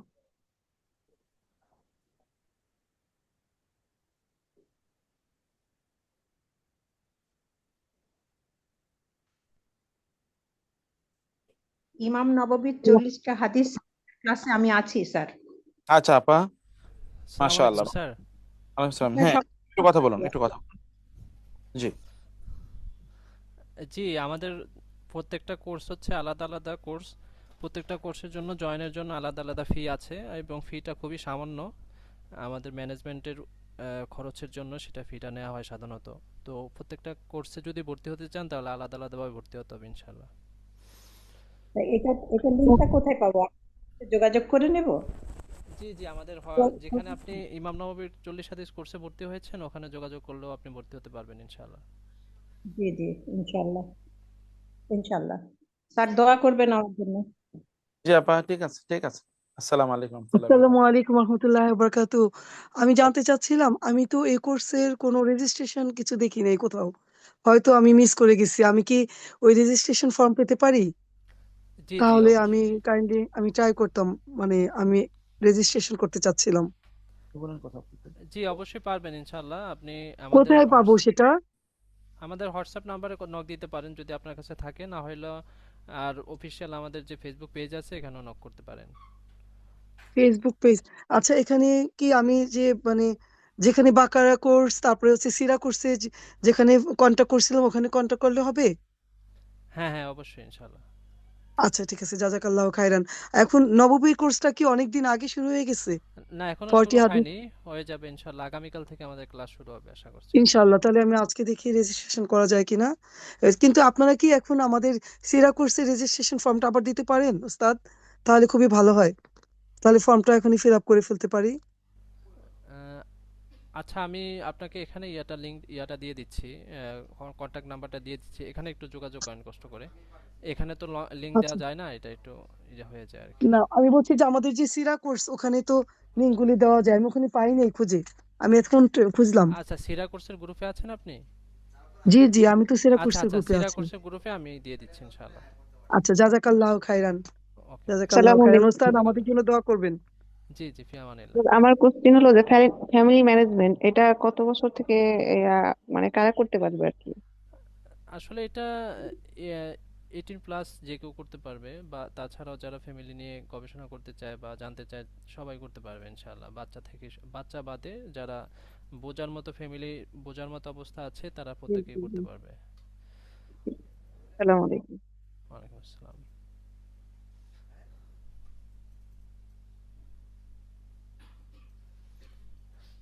ঠিক আছে, আর কোনো যদি প্রশ্ন না থাকে তাহলে আমরা লাইভটা শেষ করে দিব ইনশাআল্লাহ। আপনারা যারা যুক্ত হয়েছেন প্রত্যেককে আল্লাহ তাআলা উত্তম প্রতিদান দান করুন, এবং আমাদের এই ইলমের যাত্রায় আপনাদের সকলকে স্বাগত জানাই। ইনশাআল্লাহ আগামীকাল থেকে আমাদের প্রত্যেকটা কোর্সের ক্লাস শুরু হয়ে যাবে, এবং আপনারা আশা করছি নিয়মিত লাইভ ক্লাস, রেকর্ড ক্লাস যুক্ত হবেন এবং নিজের আমল আখলাকের পরিবর্তন আনবেন ইনশাআল্লাহ। আসসালামু আলাইকুম, একাডেমির আমার জন্য একটা দোয়া প্রশ্ন করবেন। আছে। ওয়ালাইকুম আসসালাম। জি। আহ, আমি এই আলোচনা আমার সাথে আমার দুইটা বোনের মেয়েকে শুনিয়েছি, এতে কি আমার গুনাহ হয়েছে? না না না, কোনো সমস্যা নেই, আমাদের এটা উন্মুক্ত প্রোগ্রাম ছিল, কোনো সমস্যা নেই। আচ্ছা, এই কোর্সটা কি মানে সবগুলি কত করে ভর্তি?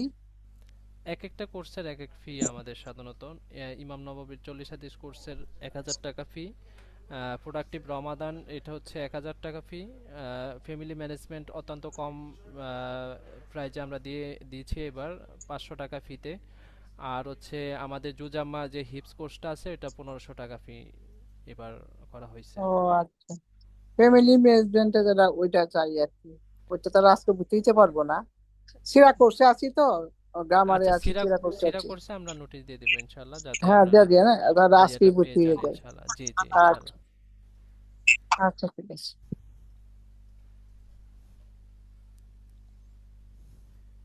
ব্লেন্ডেড 5 কোর্সে একটু ইয়ে দিন তো ওটার ভাই। জি ঠিক আছে, আমরা প্রত্যেকটা গ্রুপে আপনারা যারা আছেন ওখানে আমাদের এই কোর্সগুলোর ইন ডিটেইলস সবকিছু দিয়ে দিচ্ছি ইনশাআল্লাহ। আসসালামু আলাইকুম।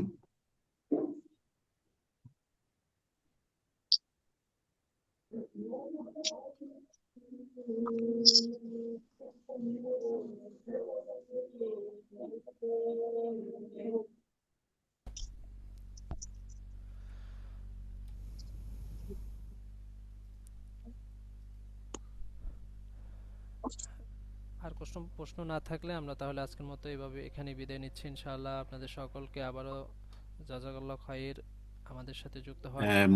ভাইয়া যাওয়ার আগে একটু জানার ছিল, কেন আজকে হ্যালো, হ্যাঁ জি বলুন। শুনতে পাচ্ছেন? জি জি। হ্যাঁ, আপনাদের এই যে কোর্সগুলোর ব্যাপারে কখন থেকে কোর্স চালু হচ্ছে বা সময় কোনটার, টাইম টেবল কি, এবং এগুলো যদি একটু ডিটেইল আগে থেকে আমাদেরকে বলতে পারতেন তো গ্রুপে পোস্ট করতে পারতেন, তাইলে আমাদের সুবিধা হইতো একটু আচ্ছা, প্ল্যানিং আপনি কোন করার ব্যাপারে। গ্রুপে আছেন একটু যদি আমাকে আমি জানাতেন। আছি এই যে সূরা বাকারার ইয়েটা আছে ব্লেন্ডেড না, কোর্স।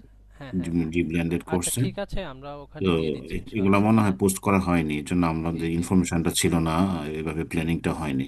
তো জি কাইন্ডলি যদি এটা আপনারা গ্রুপে ডিটেলসটা দিয়ে দিতে পারতেন, যে কোন কোর্সে টাইম টেবল কখন, বা কোনটা ক্লাস কখন থেকে কয়টা থেকে কয়টা পর্যন্ত হবে, তাইলে আমাদের জন্য একটু সুবিধা হইতো ডিসিশন নিতে, যে কোর্সগুলো আমরা করতে পারবো কিনা, বা আমাদের টাইম টেবিলের সাথে মিলবে কিনা, বা ম্যানেজ করতে পারবো কিনা অন্যান্য ইয়ের সাথে। কাইন্ডলি একটু এটা করবেন, হ্যাঁ। ঠিক আছে, ওকে। থ্যাংক আপনাদের ইউ, প্রত্যেকটা থ্যাংক ইউ সো গ্রুপে মাচ, আমরা দিয়ে জাজাকাল্লাহ দিচ্ছি খাইর। ইনশাআল্লাহ। আচ্ছা, থ্যাংক ইউ সো মাচ। আর কারো প্রশ্ন আছে? আমারও এই বিষয়টা জানতে চাচ্ছিলাম, জুজাম্পার কষ্টটা মানে কখন হবে, তো বা অ্যাডমিশনটা কিভাবে নিবো আমি?